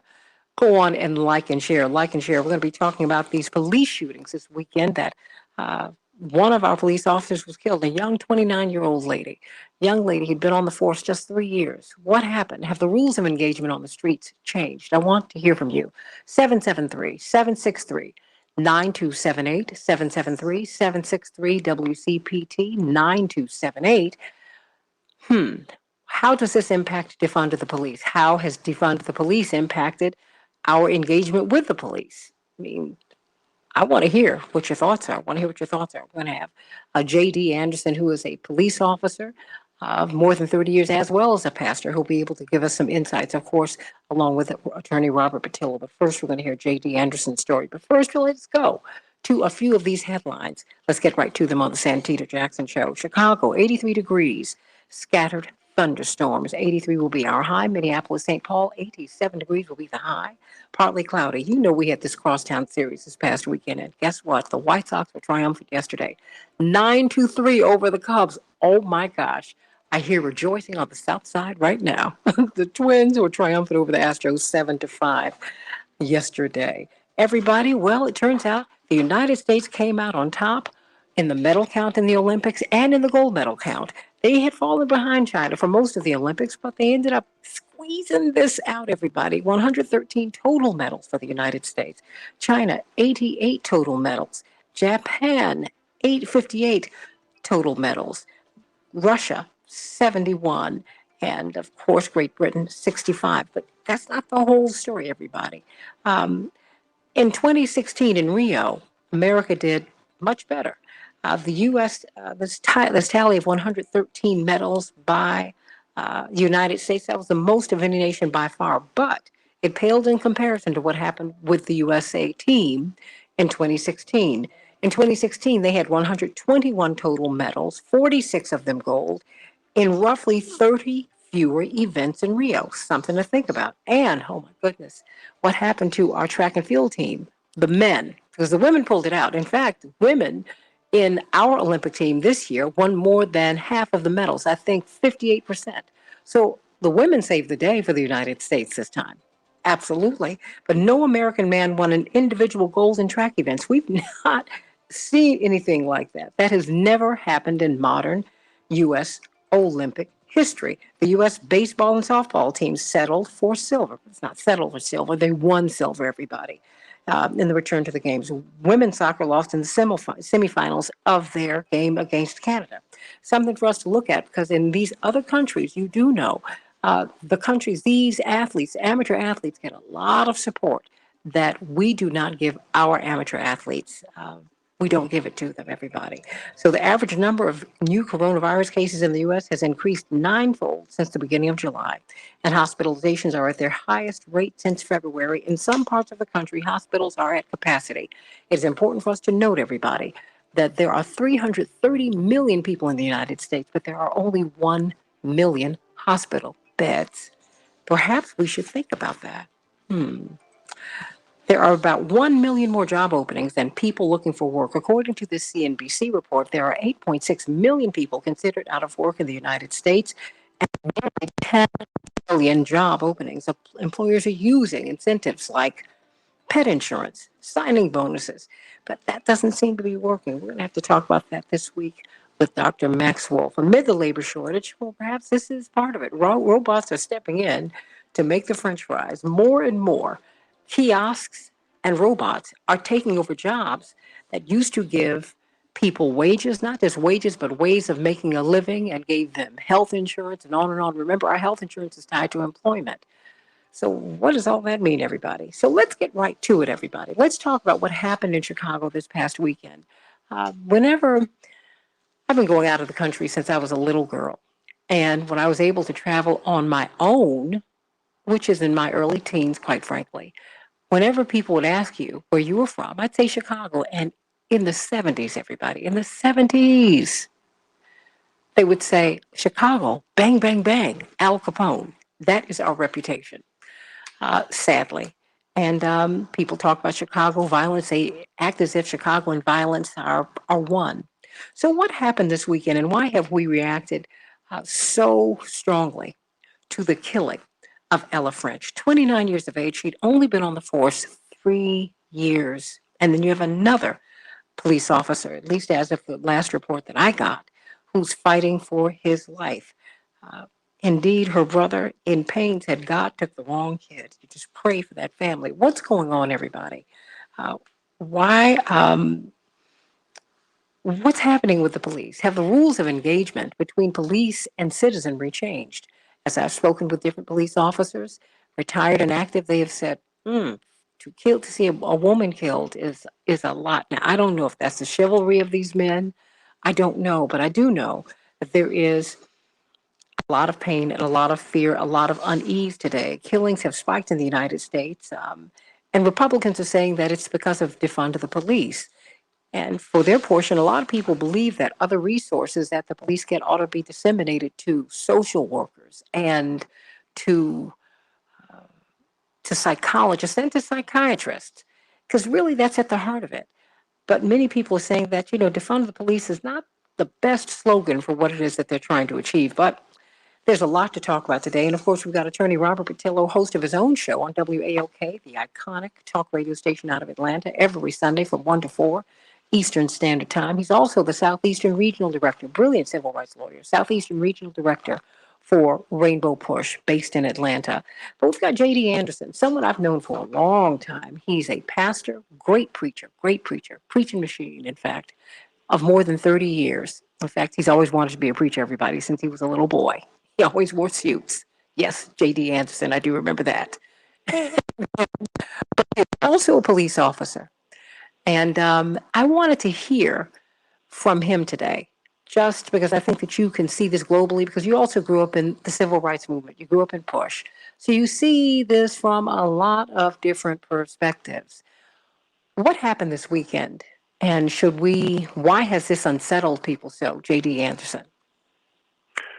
Well, let me begin by saying that, first of all, to put it into some context, I'm troubled and I'm vexed by what society has become and is becoming, and more specifically, Black America's lack of calling itself into account. I think we have, in my 30 years experience in law enforcement, and I worked in two of the highest crime districts in the country, not just in the state of Illinois. And so I've eaten and slept with crime for 30 years, and I've seen just the degradation of society as a whole, but the Black community specifically. I think that what happened last night before, is the continued lack of moral authority to speak to our own people. And I don't know, I've talked about this with hundreds of people, I don't know what generation the breakdown was crystallized or concretized, if you will. I don't know where we lost it, but there is no more respect for police in the African American community. Now, I know that's a generalization, but I'm telling you what I deal with in high crime districts. No respect for police at all. But if you want to take that, broaden the conversation, there's almost no respect for people, period. So I kind of don't expect them to respect the police because they don't respect anybody. They don't respect their parents. And easy access to guns, I think, is one of the issues, a major issue. And again, this lack of respect. So what they think about snuffing out a police officer's life is nothing more than them shooting an animal for sport, if you will. Well, let me ask you then, it's very interesting when you look at this young lady who shot the video of the George Floyd murder. 17 years of age, she's a child, and she had her 9-year-old cousin with her. She sent her 9-year-old cousin into the little market, to the store, and she kept filming because her lived experience with police is such that she doesn't trust the police. She doesn't trust them. So there's been a breakdown all the way. You know, as well as I, that when you talk to people on the streets, they have a different perception of the police. J.D. Anderson, because also the police get into a lot of malfeasance. They get into a lot of bad practices. They do. Not all, but some. So, do you see just what happened with Ella French? Because it seems that why is the reaction to her murder, her killing, it's so profound. I mean, she was one of the headlines on CNN this morning. Okay, so let me go back to the previous statement you just made. You just hit that lightly. In terms of not trusting the police, what I've always said to people, that's almost as ridiculous as me saying, you know, like today you have on a yellow blouse. Okay, I don't trust people with yellow blouses. No, that's a broad stroke. I've never had in my 30-year career, I don't know, maybe, 2 complaints in my whole 30-year career. So it's not even safe or logical to paint me and other officers with a broad stroke. Say you had a bad experience with a particular cop, and then what was your role even in that? So that's that part. This idea about, you know, why did Ella make national news? It's, as you know, having been in the news game, it's a hot topic. It could have been a slow news day, and so it was propelled to a major story, and then after probably tomorrow, we move on to something else. Well, Ella was somebody's daughter. It was somebody's sister. And somebody's co-worker. And so we're going to continue to feel the lingering stain in the police community when other people have moved on. And we go through this same trauma every time a police officer is shot. So I don't know that Ella's death is any more than, you know, another police officer's death. But I'm telling you, this is a time of reckoning that aside from crimes against police, crimes against fellow Black Americans by Black Americans, we had better get a handle on this, or we're all going to die by the sword. Where are you with police reform? There is absolutely room and place for police reform. I don't want the issues convoluted. I'm very big, as you stated in the introduction, having come up through the movement. I'm not, this that I'm seeing in the Black community is foreign to me. I wasn't raised like this. And so I'm going to be just as hard on Black America as I am on the police. And I don't think it has to be either or. It must be both and. And I don't like when we have these sessions and people hijack the conversation and steer it away from our responsibility to what the police are doing. Those are the exceptions. When you hear about a police shooting of a quote-unquote unarmed black man, and I don't want to get into that right now, instead of talking about what preceded, what caused these shootings, and there used to be a time any elder in the black community could call us into account, not to mention the police. Now, nobody can say anything to you at all. And I'm telling you, what I'm seeing in the black community is just a lawless society. And I know Bob is in Atlanta, but I'll speak locally. The criminal justice system in Cook County is an absolute joke. There are no deterrents for crime and for criminals in Cook County and in many of Democratic cities and states around the nation. Excuse me, for bad behavior. You know, we saw with Derek Chauvin and Robert Patillo, I'm going to get to in a hot second. This was the first time we had seen this kind of prosecution. You know, Keith Ellison, the Attorney General for the state of Minnesota, has been key in that. Because I don't think we should conflate the conversations, but perhaps we can braid them. Because, you know, each braid has its own tie, if you will. To both conversations, you know, where we're looking at responsibility on all sides, you know, J.D. Anderson, because there's a lot of mistrust. You know, you remember we're of the age where we remember officer friendly, right? Yes. We don't have that anymore. You now have a lot of police officers who come into a community and they're hostile to the community in which they find themselves that they're patrolling. You know, and I know that you are too. You know, because certainly there needs to be accountability and responsibility in the black community, in the white community, in the brown community, in all of them. Absolutely. But Santita, it does not happen. So when you go to these symposiums or these seminars, again, there is never enough time for talking about both police reform and for reform in the black community.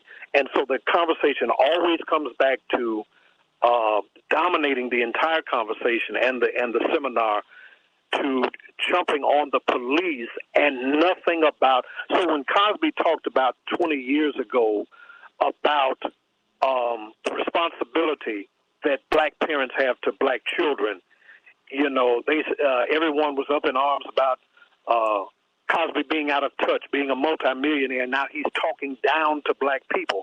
Well, now the chickens have come home to roost because we didn't get a handle on this 20, 25 years ago, and this is where we are today. Robert Patillo, you want to respond to what you've heard from this pastor and this police officer who's been on the beat for 30 years? Well, you know, I really respect your service and everything you've done. I have a sister who's been in the Charlotte-Mecklenburg Police Department for about 25 years, recently retired as a private investigator currently. I don't believe that we should view our community as having to make a choice between police reform and a choice between community reform.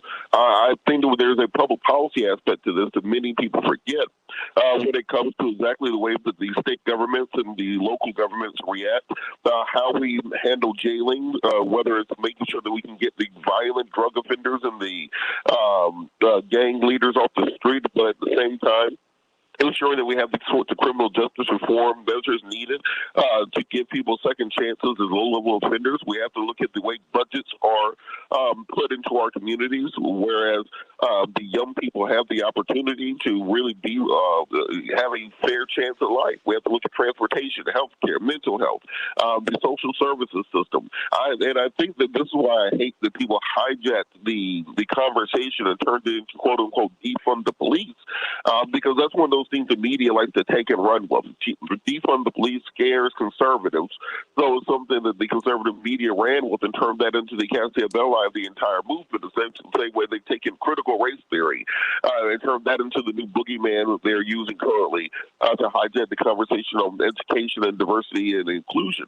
What we have to look at is a holistic concept of policing for communities that is not simply you put 100,000 more officers on the street as Bill Clinton did in the early 90s, or you have 3 strikes and you're out, lock them up and throw away the key. We know that that does not work. We cannot incarcerate our way out of social problems. If somebody needs a hospital in their neighborhood, that doesn't mean put more police there. Also, we have to look at the war on drugs. When it comes down to it, after 50 years, we can definitively say that drugs won the war on drugs, and we have to adjust public policies concomitant with that. We've seen this in various states around the country.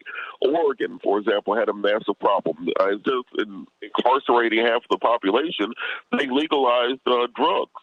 And because of that, they've been able to get more people into treatment. They've been able to break up the drug gangs because you break their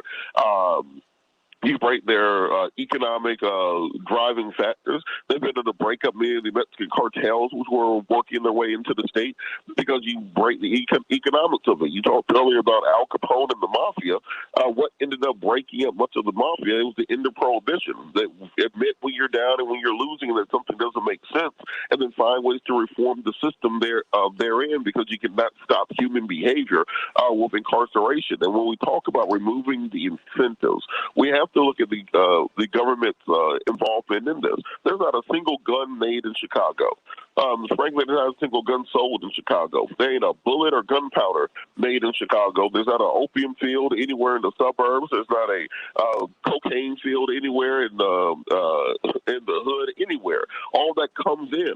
So we have to look at what we're doing at the border. What are we doing both ensuring that these weapons are not coming across the either the Indiana state line or the Mexican border with America on the southeast region. So when we look at these things, we have to look at it holistically and not simply look at black folks and say, man, there's something wrong with them black folks, because I'm from the South, I'm from rural Georgia. And if you look at these rednecks over here in these trailer parks, they act almost exactly the same. It's just they have a lot less population density, but they're dealing with an opioid crisis, they're dealing with a crime crisis, they're dealing with a prostitution crisis.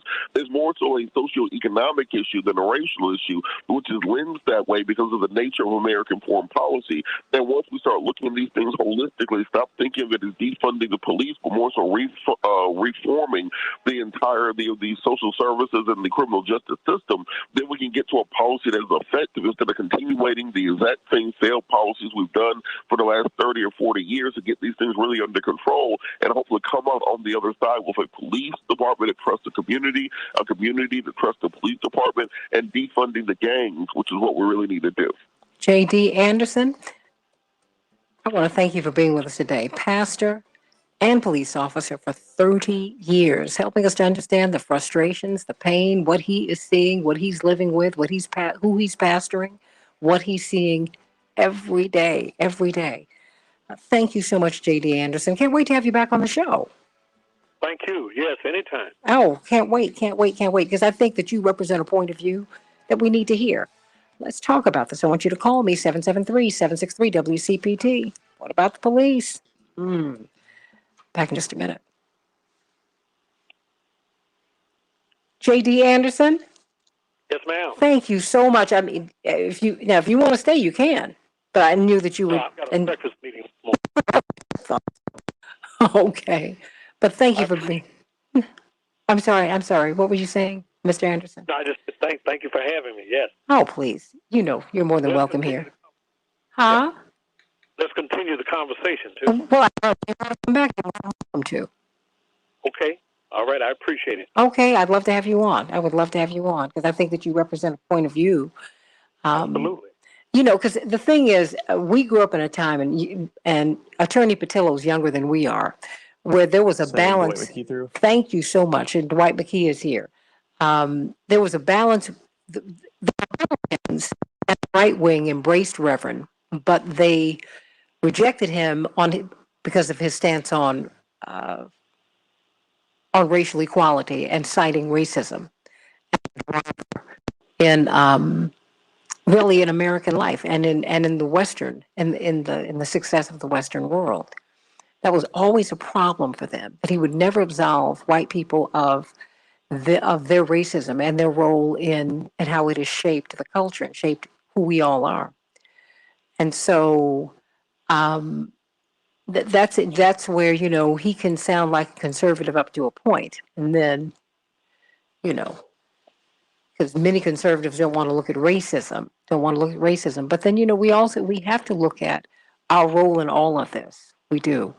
We really, really do. And we have to look truthfully at the John Burgers, and there are a lot of them in the Black community. I mean, and a lot of them who don't get the shine that John Burge got. There's just a lot going on, and I think this is an opportunity for us to put all of this on the table and deal with it. So I look forward to having you back, J.D. Anderson, as soon as possible. Okay, sounds good. Okay, and this is typically the good time to do it. Yes.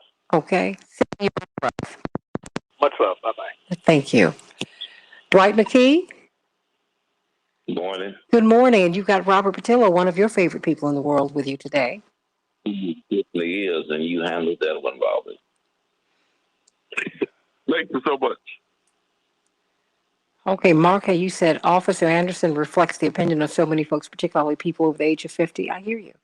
And it's important to hear his thought processes because he's part of our community. I'm not going to be Johnny May one note here. I have my opinions. And whether I agree with you or not, I'm going to give you a respectful platform, whether I agree or disagree. But I certainly do believe that his thoughts need to be heard.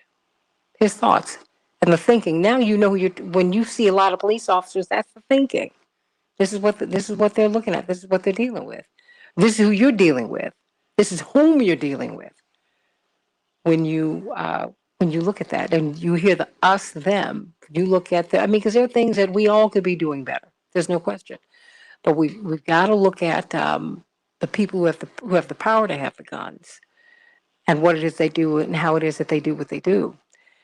And we've got to look at, there's a family today who's just devastated, because they lost their loved one. Let's never lose sight of that. Let us never lose sight of that. And what does this mean for defund the police? So I want you all to call me. I already have some callers on, so I'm going to get to you all in a hot second. As soon as we get on the other side, I'm going to get a comment from you, Dwight, and then I'm going to go to these callers. Okay? All righty. Thank you all so much. Hey, Chantilly Hunter, how you doing? Dave Dowling, my brother from another mother up north. Let me see. D. Ray, what's up, D. Ray? Will Jones. Change the world, change the world. Yes, we can change the world. We can change the world, change the world. This is the Santita Jackson Show. War and hate to a place of love. It's not too late. Gotta save the children. We can't wait. Let's change the world. Hey, everybody. Welcome back to the Santita Jackson Show. 773-763-9278. 773-763-9278. We just heard J.D. Anderson, pastor and a police officer of 30 years, give us his thoughts on this police killing this past weekend. Ella French, 29 years of age, only been on the force 3 years. She was killed. Some people have said that this indicates that the rules of engagement on the streets have changed. And other people are saying, you know what, this is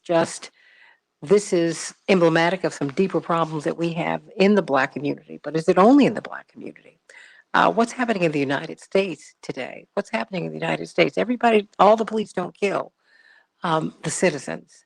And even though Republicans are blaming the spike in U.S. killings to the defund the police calls, is it as simple as that? Of course it isn't. Of course it isn't. An increase in violent crime, defund the police. First of all, I always felt that slogan really did not capture what they were asking for. And so it missed the mark. It's problematic because this is about shifting the resources of the police so that the police can get the support that they need to do their jobs. But, I want to hear from you. 773-763-9278. If you want to text me, GWC Injury Lawyers gives you the opportunity to text me at 773-763-9278.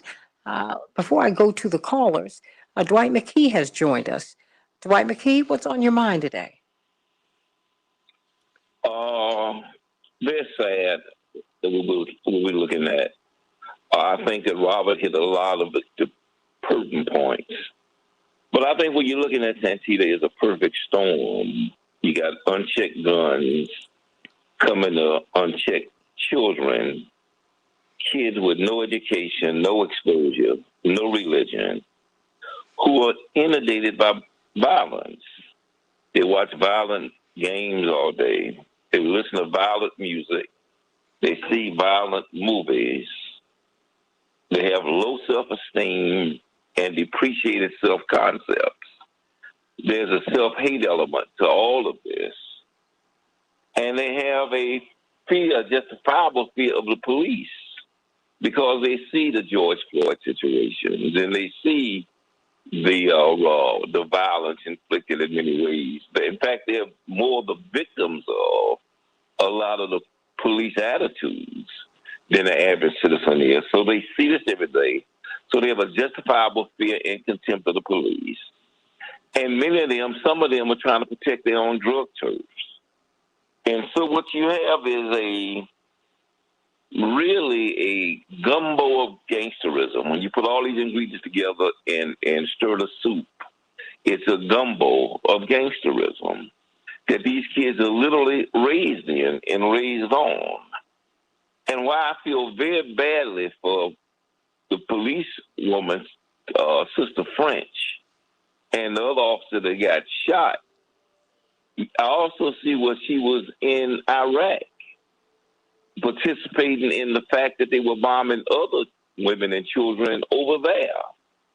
And so it's very hard to not understand how when there's the killing and the bombing of other innocent women and children, how at some levels we don't bring it back to our own children and end up getting shot and maimed by them.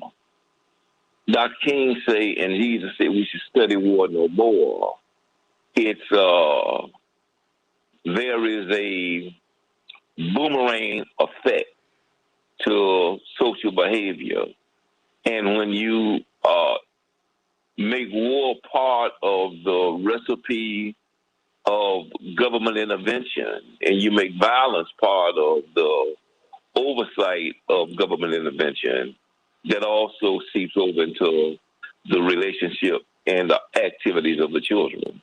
Robert Patillo, before we go to the callers, your response, your thoughts. Well, I think Dwight is absolutely right. And I think we got us to get out of this them versus us mentality, because nobody, I think, is saying we need to get rid of all police and just run wild out here in these streets. That's just not what the majority of the people are calling for. But people do want policing that is responsive to their needs, that doesn't involve them calling the police that they get beat or they get shot. I don't want to be scared of the gangs and scared of the police at the same time. So I think there is space that can be made for dealing with both issues in a way where you get the community support inside of the police. I think a large amount of this comes out to the police unions, thinking that their union is more important than their oath to the people. And until we can break that mentality, it's going to be very difficult for us to make progress. Pam from the West Side. Pam, what's on your mind today? Good morning, Santita, and to the panel. I heard the discussion with Mr. Anderson, correct? Yes, yes. Okay. And I heard his statements, and I know you brought him on in earnest to really talk about the shooting and murder of the officers. I don't feel like he appreciated the time that you gave him, but he wanted to come on and lecture Black people in the Black community about what is wrong with us in our response to the police department. So if Mr. Anderson is listening, Santita, I've said it to you before. I have elderly relatives who, when they're in the car with me and police officers pull behind or alongside of us, they panic. They go into a panic, almost a terror. So for Mr. Anderson, he made several comments. He talked about, in Chicago, the the criminals are being let off. That's a dig to Kim Foxx, State's Attorney Kim Foxx. So let me just say that she's trying to bring some justice to the system that has been denied for people so long. But I wish Mr. Anderson would have engaged you more about the criminality on the police force, Santita. Because throughout my lifetime, I've been stopped for no reason. I've been assaulted at a beat meeting by a police officer, having to file a complaint and have that complaint go nowhere but be dismissed. I've had incidents where young men, who let's say are in the drug trade, watch me to my car after a police car stopped me. Then I asked them why they did that, Santita, and they said, because that officer is no good. Watching my back, because I don't know. They know the criminality that's coming from the police force.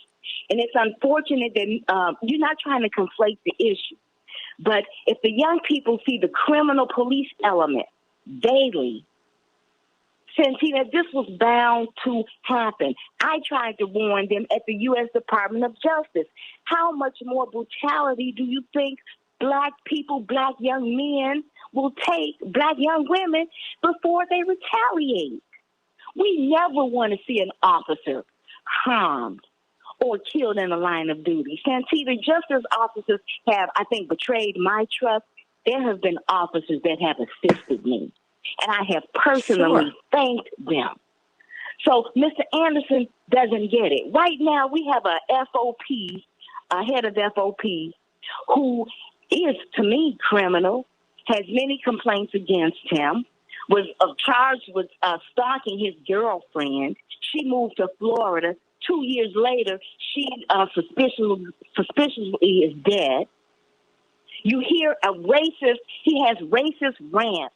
So I'm supposed to trust the police department. Many of them were Trump supporters because Trump, I had no problem with divulging his hate and expressing his hate and just contempt for black people. There is a real issue when you tell me to respect law enforcement. And I don't think Mr. Anderson get it. And lastly, I'll say this. And Santita, you can clean my words up because you're more eloquent with this That's not true. than anyone. That's not true. You're doing great. Go on. But let me make this last statement. I want the white community, I want the world to understand this. Due to any other ethnic group of people or any group of people, what has been done to black people, you will get the same result. Does that make sense, Santita? I'm talking about all the enslavement, the harm, the lack of resources. I would say this. Black people have been not just forgiving, we've been excusing. Because I think that if we were as forgiving as people say that we are, we would be at peace. We've excused white people for the injustices, for the pain that we've absorbed, because we take the pain out on each other, right? So I think that we need to dispel these notions. But I think that white people are also very forgiving. I think that we are, but we're also very excusing. So I want to establish that. The reason I brought up Darnella Frazier, this 17-year-old child, because at 17 you are a child, and even at 18, which is what she is now, she's a child. The reason she sent her 9-year-old cousin into that store, and the reason she decided to record what was happening to George Floyd, this girl didn't know this, she was going to change the world, that she was going to change the world. She didn't know that. The reason she did that was because of her lived experiences. Her lived experiences. So I'm hearing you. So I hear you. And I think that we have to be honest about on the ground. Otherwise, you're going to have many more police officers and many other people will be killed. We're going to be at war out here. And that's completely unnecessary. Pam? And we never know, Santita. Yes, I'm here. And I'm just saying, we never know about these shootings because I'm always suspicious. Were there other officers involved in the shooting of some of these officers? Because we know when I lived in the Austin community here in Chicago, we had a gang of officers who were terrorizing even some of their own fellow officers. So we never know what is going on with law enforcement, the criminality within law enforcement, internal affairs, all of it, Santita. I mean, and you've been subjected to so much. And you hear the And I'll hang up. Thank you. Oh, loving you, Pam. Let me go to Chaparral. Chaparral, what's on your mind? Love you, love you, love you, love you, Pam. Chaparral, what's on your mind? Thank you, Santita, for taking my call. I had to call in because I was, like Pam, very taken back by what Mr. Anderson was saying, only because it seemed so one-sided. As the police officer was shot, because I go to bed to listening to the scanners, because my son was killed back in March of 2016, that's how I go to sleep. So the scanner was going off, and I'm listening to the play-by-play about what is happening. And what was so ironic to me as I was living this moment and how they were trying to rescue these officers and how they were doing every effort, I had to reflect on my own situation and how my son was surrounded by 8 cops and no one helped him. How they didn't clear the way to my son to get to a trauma center, but they made sure they cleared the way for the officers to get to a trauma center. So what struck me what Mr. Anderson said is that, we will mourn the loss of this officer for a lifetime. And I wanted to tell him, and so do the parents of all these slain Black and brown children, all the ones that the police didn't help when they could have, all of that. So we have a culture of people who do not respect human life. We know that is the element that's out there. Just like we have a culture of police who do not respect human life. It's both sided. So I didn't want him to go off on the air and just paint a picture of bad Black people, because that's what I took away from what he was saying. Like, there's no police accountability. They created this. They created this because of all the things from Holman Square, police brutality. They have created this lawlessness in this youth right now. So right now, the youth out here are saying, I'm going to kill the police before they kill me. Because they know that every time they go up against the police, their life is at danger. Hold on. They don't get the benefit of a doubt. They don't get the benefit of a doubt, Santita, of being investigated and treated with kind. Look, there's a reason. I keep saying this. There's a reason this child. She said she was a child. Took out her phone and said, no, baby, you go inside. I know what's about to happen here. There's a reason that older Black gentleman, when he saw them pulling George Floyd out the car, he followed them. And when they asked him during the trial, why did you follow? He said, I was just being nosy. Every Black person in the world knew that he felt that this man was going to meet a really bad end, which is why he followed. Stay right there, Chappelle.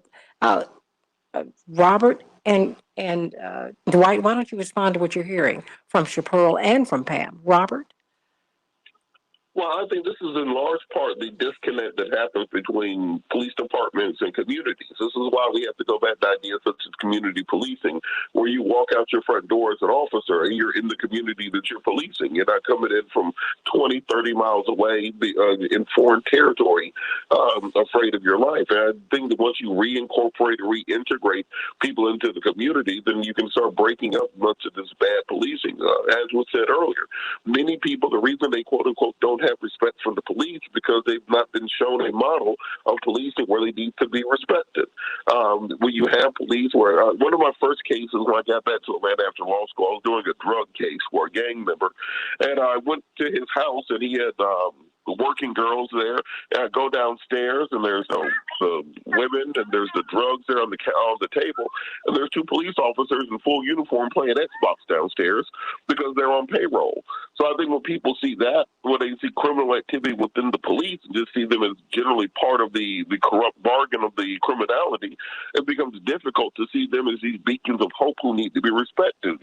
Police can clear that out. They can reform that. When you see people have been beaten and brutalized on a regular basis, harassed by police for no apparent reason, then that breaks down that level of trust between the community and police. So we have to look at it from all angles on how to address this. And also, again, the public policy aspects of what needs to be done to break down the economic incentive of many of these gangs, because frankly, the cities could stop this. They just simply choose not to. And we have to hold them to account. Dwight McKee, your thoughts before Before well, Pearl, stay with us for a hot second because I've got Ron too. Dwight? And then you have to understand that these kids were raised in a culture of violence. There is a distortion of priorities in this country. You can't sell these kids games with pornography where one woman, even a married couple, is naked having sex. You can't put that on primetime television. But yet you can have these kids play every day, day and night, the car hijacking game, where they literally pull people over and pull them out of cars and shoot them in the head and the blood squirts out. And so the corporations who make billions of dollars marketing this perversion and this violence go unscathed and rewarded because this culture elevates violence, applaud violence. Every week, every Saturday, they have Cowboys and Indians a day on television, and you applaud the cavalry coming in shooting the natives and taking their land, and you put a badge on them and call them heroes. I mean, so the distortion is in the values of a society that these kids really become victimized by. Because what the police also do is add to these kids a devaluation and the depreciation of their own self-concept and their own self-esteem because they feel they have the right to jump out the car and throw these kids on the ground and handcuff them with no parental supervision. And that these kids have no value in ways that they never, ever do white children. And don't think these kids realize that. You talk about Officer Friendly. I wasn't raised on Officer Friendly. I never met Officer Friendly. I met Two Gun Pete. That's what we were raised on. Two Gun Pete and the Red Squad. And we always saw the police as predators and victimizers. And we almost never saw police. I mean, those we knew in the church or something, we understood they were different. But walking up and down the street, we were always terrified of the police because they were terrorists. Yeah, but and let me insert this here. I met Officer Friendly when I was a student at the John Jay Pershing School, which now no longer exists. And that was in the middle of Prairie Shores and Lake Meadows. You had a lot of middle-class families, doctors, lawyers, young lawyers, teachers, and these were their children. That I met Officer Friendly. And I think that that's very important, Dwight, to give it that kind of context. Let me hold on one second. Let me get Ron from Naperville on real quick before we get off there. But we're going to stay on the Santita Jackson and Friends page so we can just finish out this conversation because I think it's one that we need to have. Certainly, Officer Anderson has gotten everyone stirred up. Ron, what's on your mind today? Hi, happy Monday, Santita. Happy Monday. Wonderful topic. Thank you. As you probably know from previous, I'm a veteran. My father and brother are veterans. They're both retired police officers, one New York City. So I put that out as quote unquote caveat. Having said that, seeing what our Chicago FOP boss puts out and then seeing the malignant stuff that just comes out from their communications, it's really ugly. And I keep on going back to a thing I heard, and it blew my mind. Derek Chauvin may still get his pension, even if he gets his life imprisonment or whatever and spends time in jail. I think he's got, 16 years?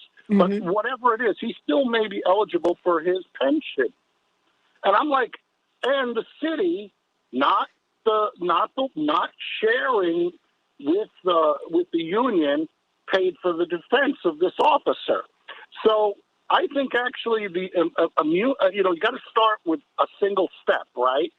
I think wiping out that immunity, I'm trying to remember, it's protected immunity or whatever the nonsense is that they can do no harm as they're pursuing righteous policing.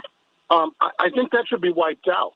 And that when union members see that their pensions may be going down because of Wizard 7 and Wizard with the cloak context is doing something foul and nasty, or their FOP boss is saying something disgusting and inspiring more harm, they might be very interested in not having their 30 years or 20 years destroyed, good service destroyed by a couple bad people, bad eggs.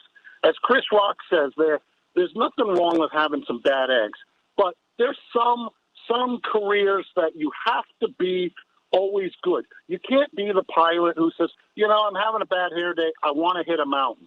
You want your pilots to never hit mountains. So we want our police to never be evil. Well, and that's not an expectation that should be unrealistic. Well, and to root out the corruption. Stay right there, Ron. Stay right there, Chaparral. Because I want, if you can, Robert, stay with me just a few more minutes after we get off the air here. We're going to see on the Santita Jackson and Friends page, everybody like and share, like and share, like and share. Renee, Jewel, John, like and share. Brent Wells. Who's that? Like and share. He says, I remember Officer Friendly in second grade, and he was a black officer from, his emphasis, the community. That means a lot. Darlene, like and share. Barbara Bacon, like and share. Everyone, like and share, like and share. I'm so glad that we had Pastor and police officer J.D. Anderson with us, because he has sparked a conversation with us. And quite frankly, he represents a point of view. And I think we need to understand that. We can't live in echo chambers, everybody. We have to live in the real world. And the real world is comprised of real people with a lot of different perspectives. A lot of different perspectives. So I want you to stay right here on the Santita Jackson and Friends page, and let's hear from Dwight McKee, noted sociologist, and of course, our attorney Robert Patillo, civil rights lawyer, head of the Southeastern Regional Division of Rainbow Push, and host of his own show on WAOK every Sunday, the iconic talk radio station out of Atlanta, but you can hear him everywhere from 1 to 4 Eastern Standard Time. We've got, I think, Ron, you're still with us. I hope so. And Chaparral, you're still with us. And I hope that you all will stay with us. Anita, let's talk about this conversation about the police and people. And people. Remember, they serve and protect with your permission. Remember, it's the consent of the governed that allows those people who are in government to make the rules. You have to know that you have the power. You have the power. We have the responsibility, of course, to clean up our communities. The police have that responsibility too. They do. Can't violate that. And they do. They do. But we still think of Ella French and her family, and so many like this family today who've lost a loved one. And we send them all the love. We send them all the love. We send them all the love. And we need to dig down and look at how this happens, why this happens, and how we can stop it from happening again. Stay right here on the Santita Jackson Show, everybody, on Santita Jackson and Friends. I love you. Can't be with you. Can't wait to be with you until tomorrow. God bless. All right, Santita, I'll be right back. I Thank gotta you. switch over. Everyone is still here. Okay, Dwight? Robert? Yes. Okay. Chaparral, you there? Or is she on mute? Oh, okay. And Ron, they're making your point. Ron, are you still there? Well, Chaparral, why don't Yes, you? I am. Oh, okay. I was your point. I was just trying to get out.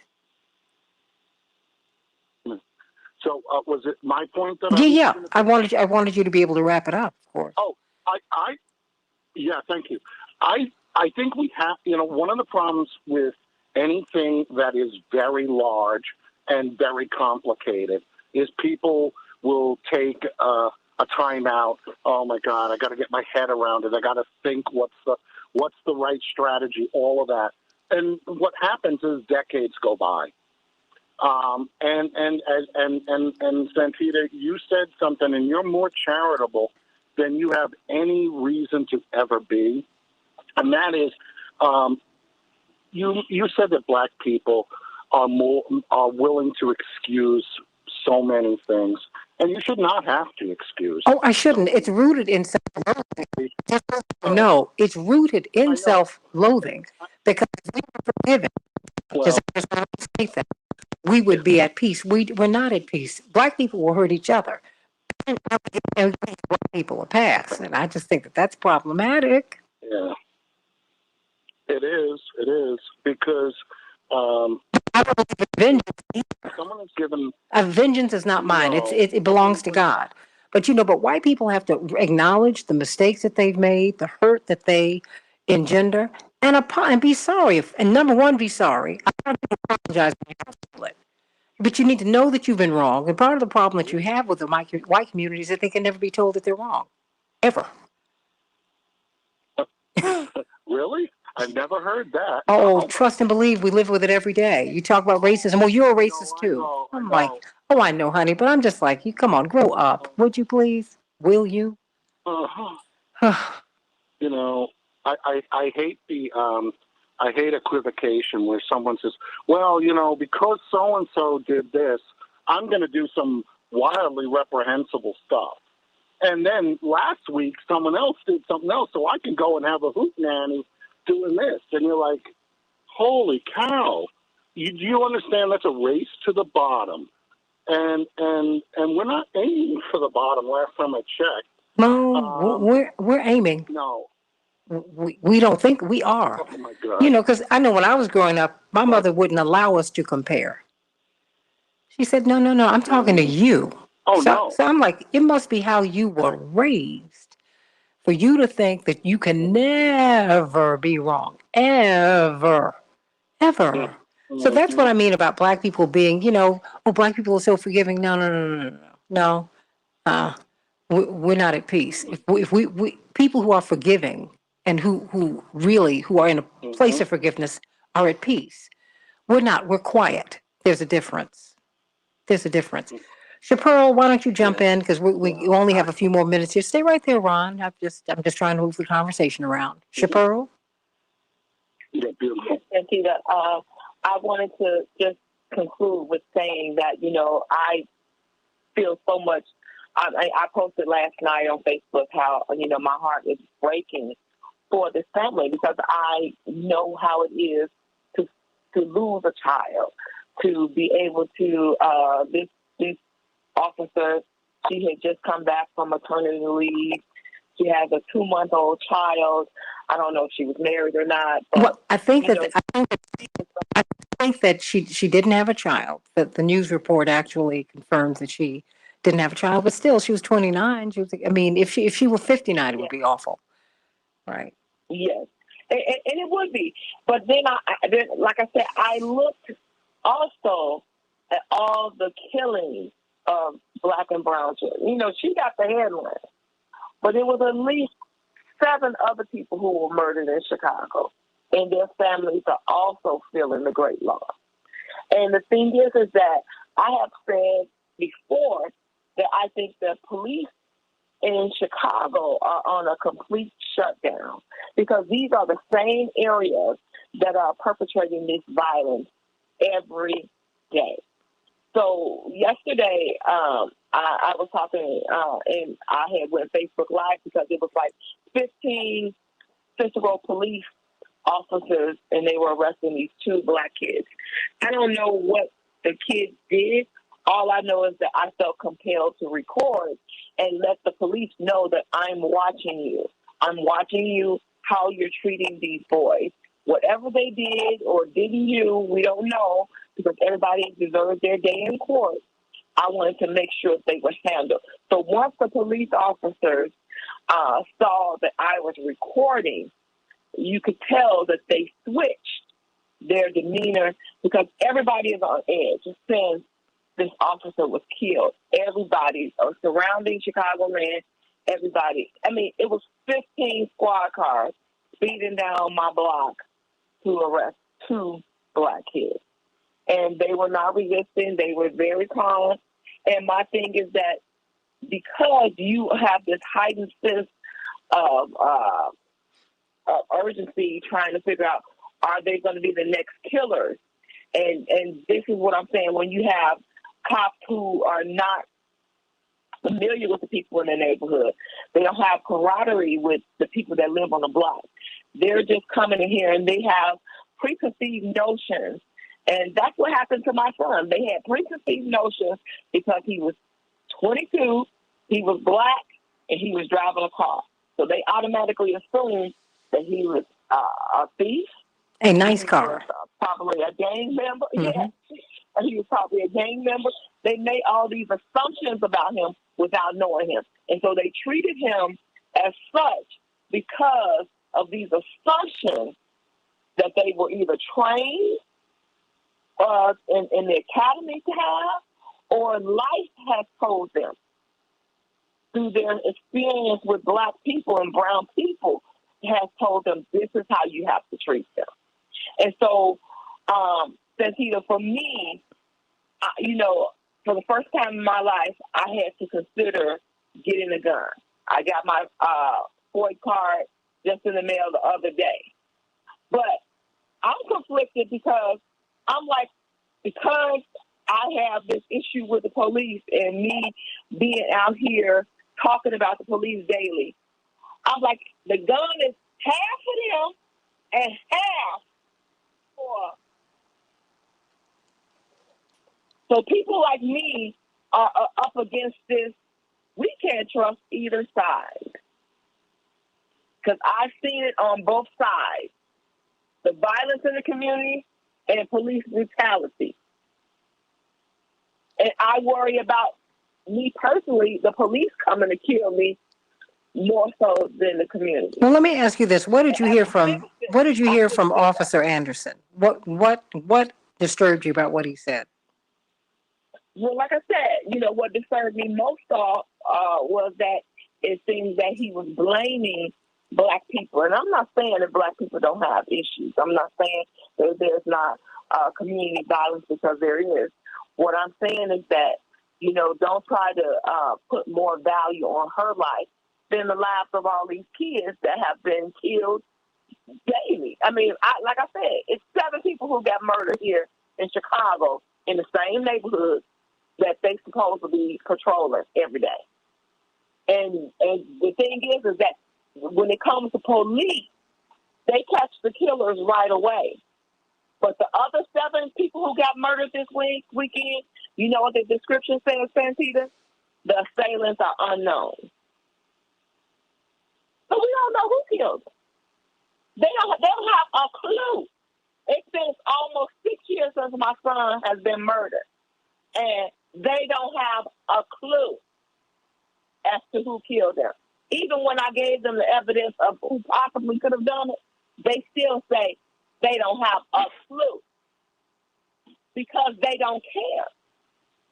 And so it's parents like me who have to go through this life without answers because you have a 20% murder clearance rate in Chicago. So if Chicago wanted to solve this problem, then we need to revamp this detective agency because they ain't doing no job. They ain't not doing their job. Hold that thought. And so I'm saying to stay right there. Robert Patillo. It seems that as I'm looking at the comments, J.D. Anderson, a lot of people objected to what he had to say. They really, really did. What do you think? What was he saying, and what do you think he might have missed?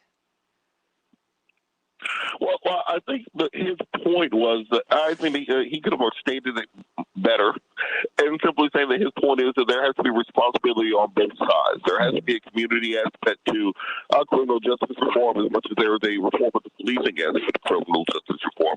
I do think there was a bit of trying to defend his profession and his colleagues in it. But we have to have these conversations. We cannot see each other as being enemies. The community and the police need to be on the same side against the criminals. It's not be the criminals and the community against the police, but when you have police officers who consistently and on a regular basis either harass, brutalize, participate in criminal activity, use excessive force against the community, every time that happens, it breaks down the community's respect for and ability to work with the police. I've told you the story before about when I was coming down 47th Street right there in Chicago, where the alleys used to be at, and coming back from the library and law school, 2 police officers pull up, throw me on the hood of the car, put a gun to my hand, search my pockets, and then when they figured out I'm in law school, they let me go, just drive off without saying a word. That leaves an imprint on people. That leaves an imprint on the way that you handle and interact with police for the rest of your life. I've had situations where stopping, leaving court. Where I was in court with a police officer, and we both pull out. He pulls behind me, and I get nervous. And the police officer I was just in court with being behind me because I don't know what they're going to do. You have to start erasing that from the police side of things. You have to work. The saying isn't a bad apple spoils the bunch. So just leave the bad apples there. You have to pull those bad apples out and then work on community policing, work on what we can do legislatively, work on the other aspects besides just locking people up that lead to negative criminal justice interactions. And then that's how we can move towards progress. For as long as the police say we're not doing nothing wrong and the community has to be better, as the community saying we're doing nothing wrong, the police have to be better, the only people who benefit and profit from that are the criminals and the drug pushers and the pimps and the gun runners and so on and so forth. And so we need to have a united front against those groups, where it's the community, the police, the legislature, the mayor, the governor, the president, everybody else. But until we get to that, we're still going to see our cities in carnage. And as I said, much of these same things go on in poor white communities, but because the population is less dense, the numbers aren't as high, so they try to pretend it's not happening, but it's a social economic issue in this country as opposed to a racial issue. So we can't simply say it's black folks acting up. It is that we have an entire social structure that makes it nearly impossible for those who are poor and disenfranchised to rise up, and we have to start breaking that apart. Dwight McKay?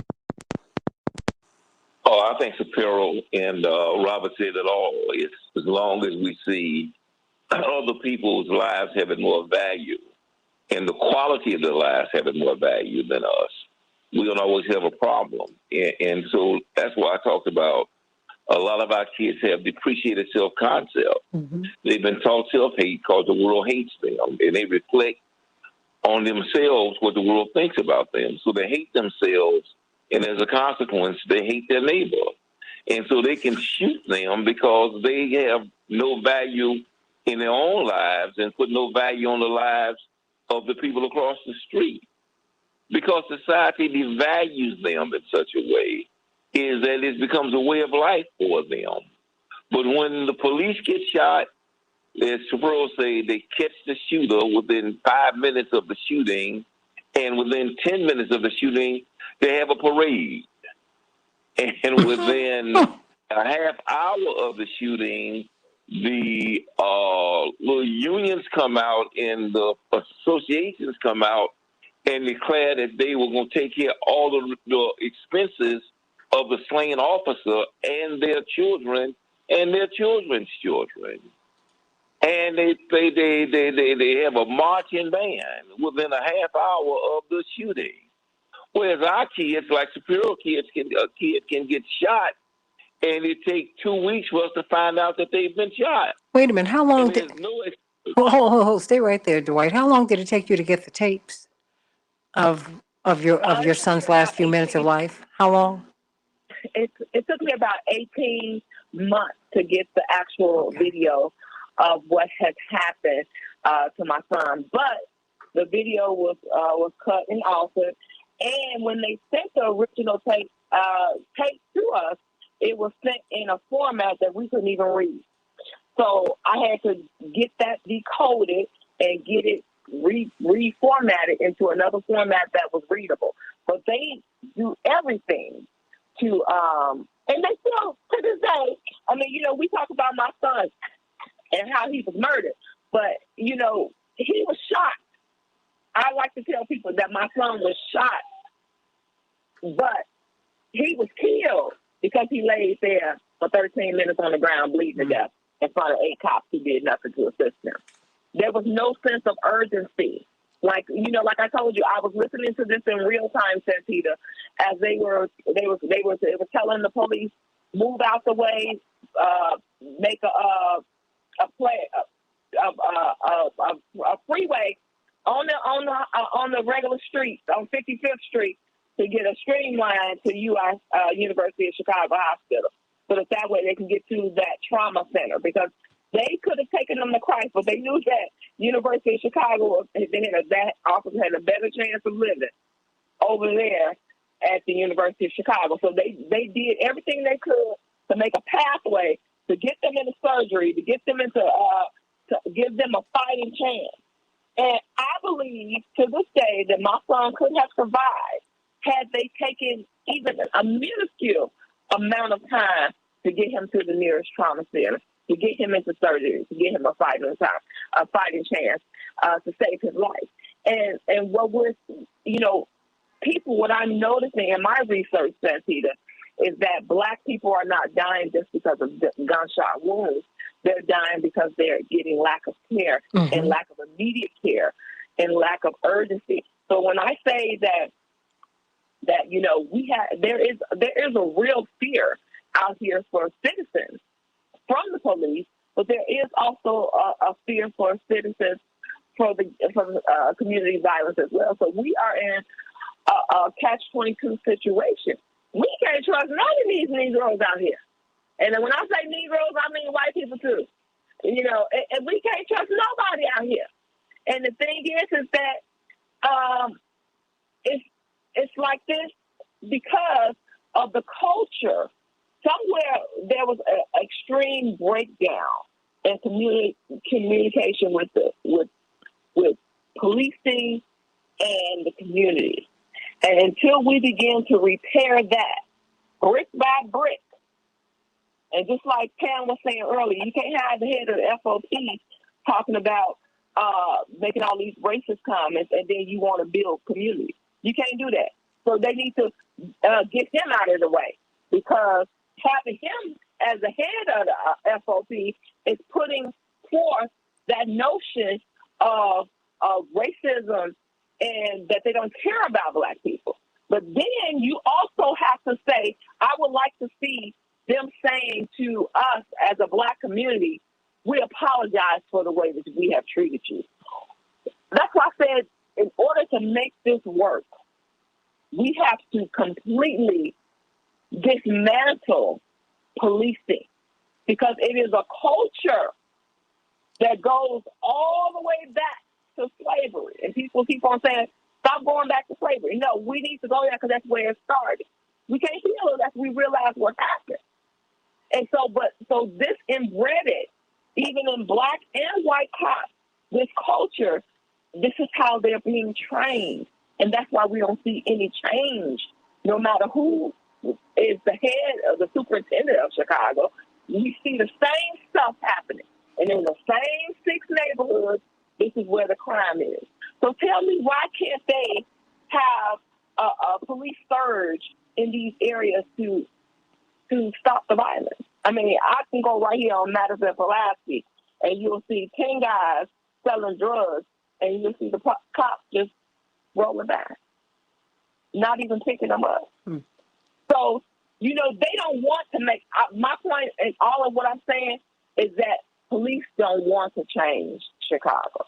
They're comfortable with the violence because it's not white people who are dying. But until the numbers start, if we have 7 white people killed in a weekend, then they'll get concerned about it. But as long as it's Black people, and 90% of the people who were killed this weekend were Black. 90% of all the murders in Chicago are Black. So when we talk about, Chicago losing population, it ain't because we move, it's because we died. Well, let me get some closing thoughts from. No, it's clear this conversation needs to go on because, the audience has continued to grow here on Facebook. Why do you think so many people want to have this conversation, Dwight? Oh, because it's life and death, and it's day and night. It's real life in everybody's face every day, wherever they are. You can't go to a lounge and not get shot at. It's hard for you to drive down the street and not get stopped by the police. And part of it is because they balance the budget on the back of us having tickets. You go down to pay your ticket and you see 95% of the people down there paying tickets are Black. It's been like that for 50 years. I mean, the whole system is set up on the backs of us, as Al says. They're stepping on our necks, and it's hard to breathe. And so that's why I think people want to talk about it, because they have to deal with it every day. This is real life for people. Robert Patillo? Is Robert still there? Okay. Well, Yeah, to Dwight's point from earlier about the imagery and the role that our society has in making us more violent, there's a rapper called the Baby. And so the Baby makes songs about killing black people, pretty much every single song. And all his lyrics are usually about killing black folks, selling drugs to black folks, beating black folks, robbing black folks, or disrespecting black women. And he's made a very good career out of that kind of music. A couple weeks ago, the Baby said something bad about the LGBTQ community. The Baby is gone. The Baby is gone. He's been dropped from every single record label. He's been thrown out of every festival. He's been taken off of every album that he was featured on. They went after his pocket and they destroyed the Baby. But why is it that he can make albums for years talking about killing, robbing, shooting, selling drugs to, beating black people, punched a black woman in the face, all sorts of things?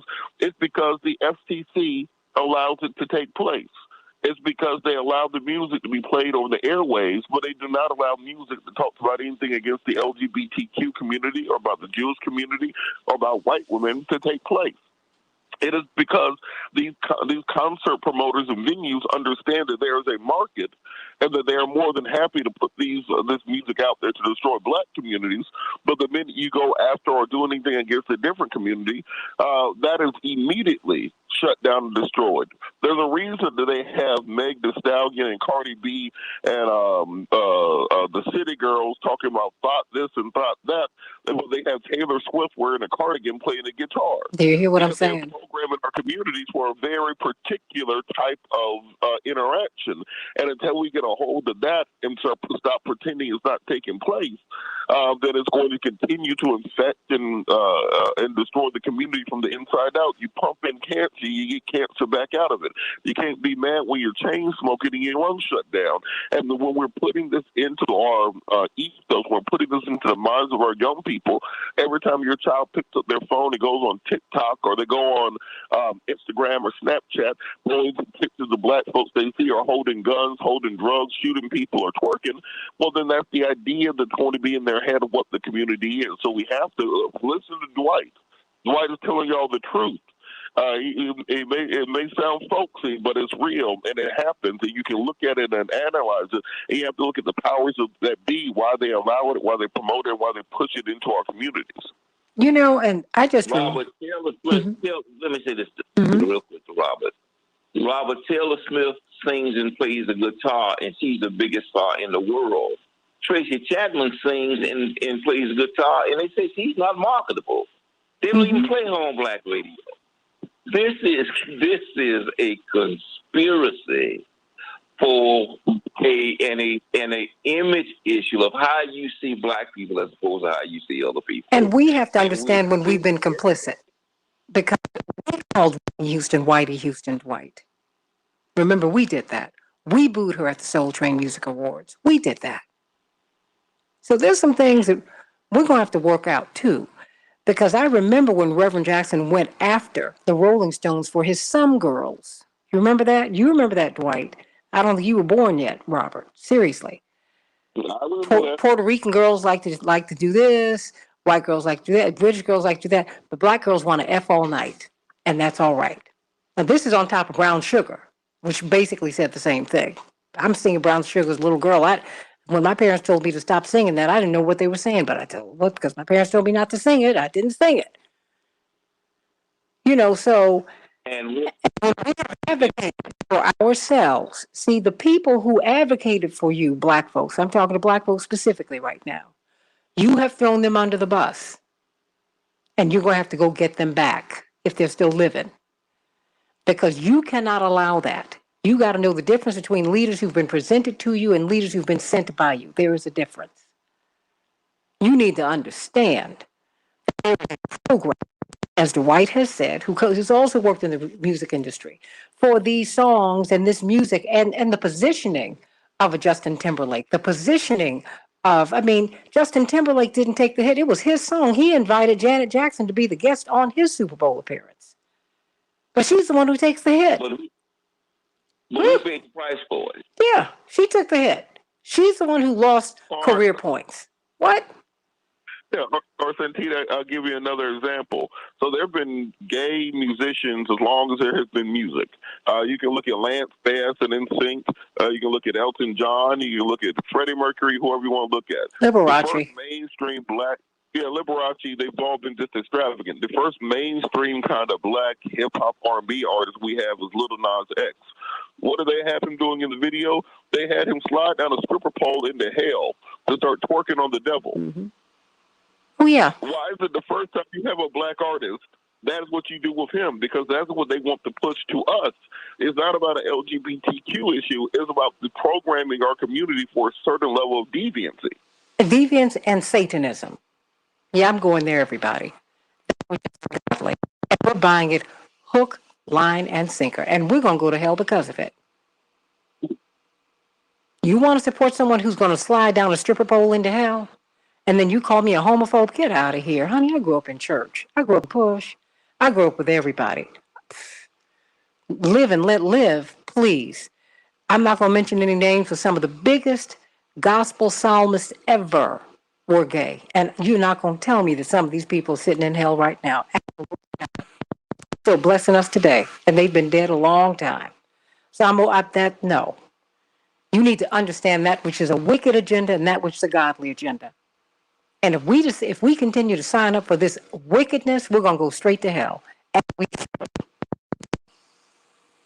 sliding down a stripper pole into hell. Are you kidding me? Are you kidding me? No. We need to become discerning and understand what we're looking at and understand how we're being used to further an agenda that is wicked and that is sending the whole world into sin, right into the abyss. Into the abyss. That's what we're doing that. Nobody else is doing that. We are. Now they're doing it, yeah, but we could stop buying the records. We could boycott the record companies. We could say, do not sell this trash to us. But we say, well, at least they're making it. They're successful. Really? Money makes you a success now? We bought into that? There was a time when black people said, you know what? I don't want to go into secular music because that's the music of the devil. I don't care how much money you make. Now, I don't agree with this, but I know when my father, and you remember when my father had to go bury Donny Hathaway. Donny Hathaway started in music publicly as a phenom in the church world. He was a boy genius at 3 and 4 and 5 years of age. His grandmother said that he was going to hell while he sat in that casket. But she never agreed with him going into secular music. Even though if you listen to his albums, he never left the church. So I'm just saying to you, we've got some thinking and some things that we gotta do. Dwight drives that home all the time.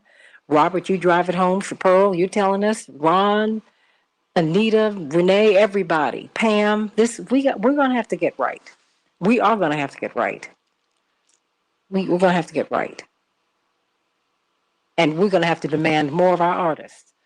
Black men have never had any rights that a white man was bound to respect, and a black woman's had no virtue that anyone was bound to respect. You have to be portrayed as someone who is of loose morals, means that you have made it, means that you have proved that you are a woman, then you are being foolish. And you're hurting your children and my children who I've not had too, my nieces and nephews, you're hurting them all. For a black woman to walk around held up as someone who is a whore is beneath our traditions. Do you know how our grandmothers and great grandmothers, our foremothers, had to fight against that? They had to fight off the slave master and his friends. They talk about comfort women being Koreans during the Second World War. Oh, no, black women were comfort women for hundreds of years over here. That's what we used to do. And you offer yourself up to do that for some coins today? Please. Got to stop that. We must re-examine ourselves. We have gained the world and we're losing our souls. That is not going to work. I'm going to get some closing thoughts from everybody. Everybody's really wound up about this. Chapeau, you still there? I am, Santita. I'm here. But I just wanted to say that, my heart still goes out to the officer. Of course. My heart also goes out to all the families who are experiencing this. With the Courtney Copeland Memorial Foundation, we have a group called Loading Blossom, and it's basically helping women and families deal with grief. And so we're getting together this program so we can go out into the community, because behind all of this killing, it has to be some sort of healing. It has to be some healing. And so, and a lot of times, the families don't know how. I was talking to one of my friends, and her son was killed 2 weeks ago. His name was Julian Jackson, and he was murdered, and she's trying to find out what happened to her son. And she's having a tough time, as you can imagine. Mm-hmm. And, I'm using what I've learned through my lived experience to try to help and heal other women.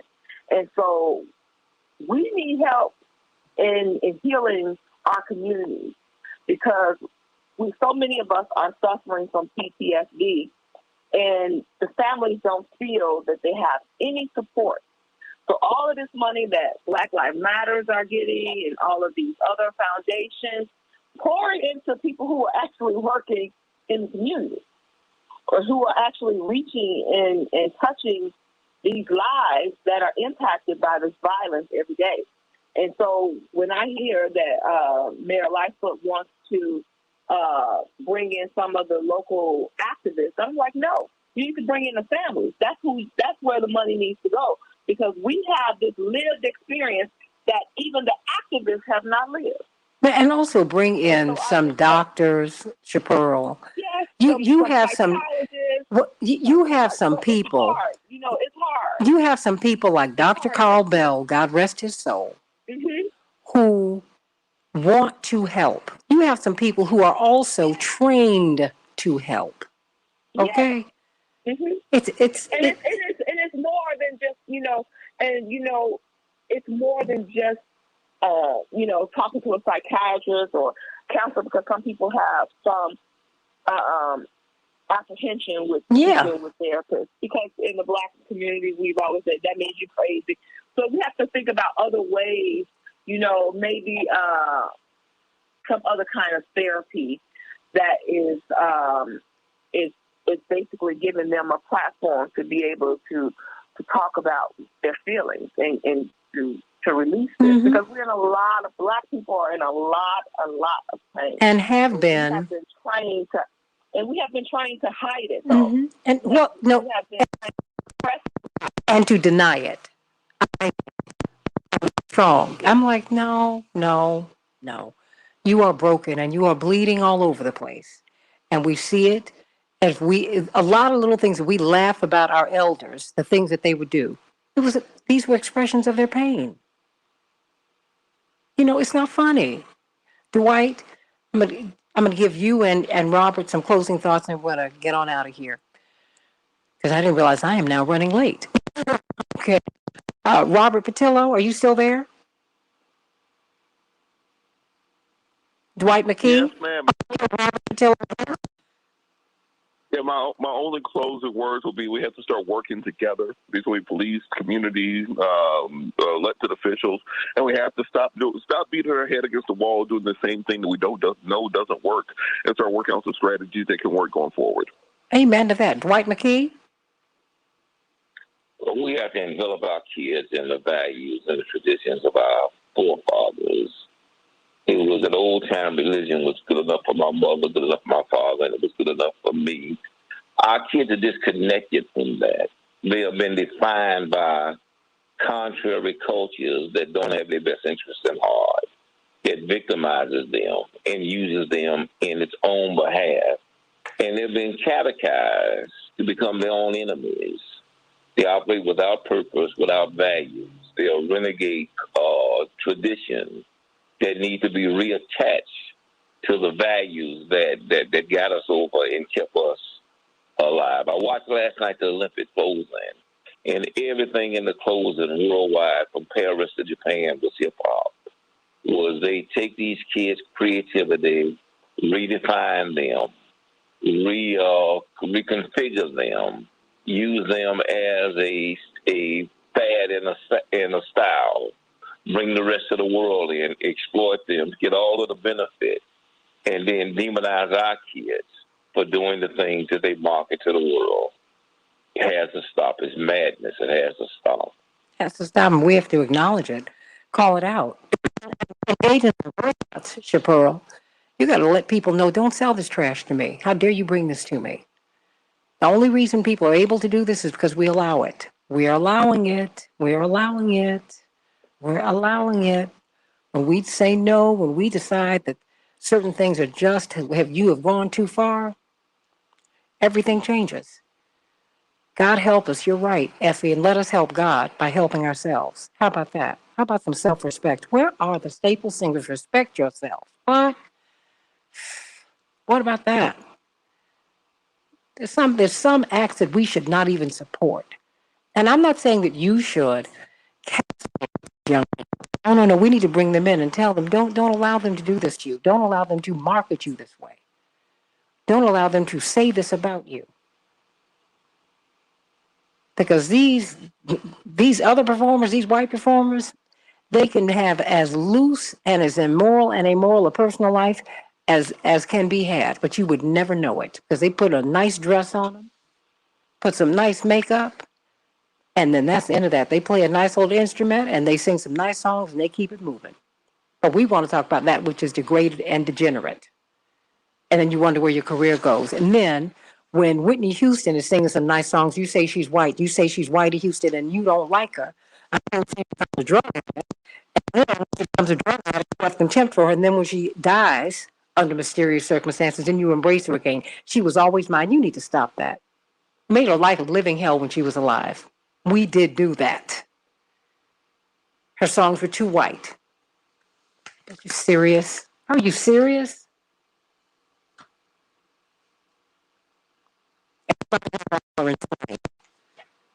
Give me a break. Chappelle, you got the final word here.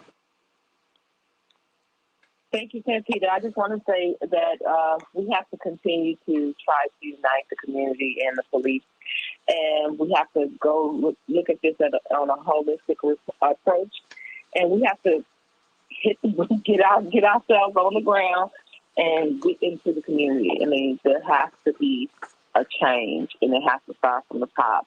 We have to not defund the police, but restructure the police and dismantle is the word I like to use, because there are issues that are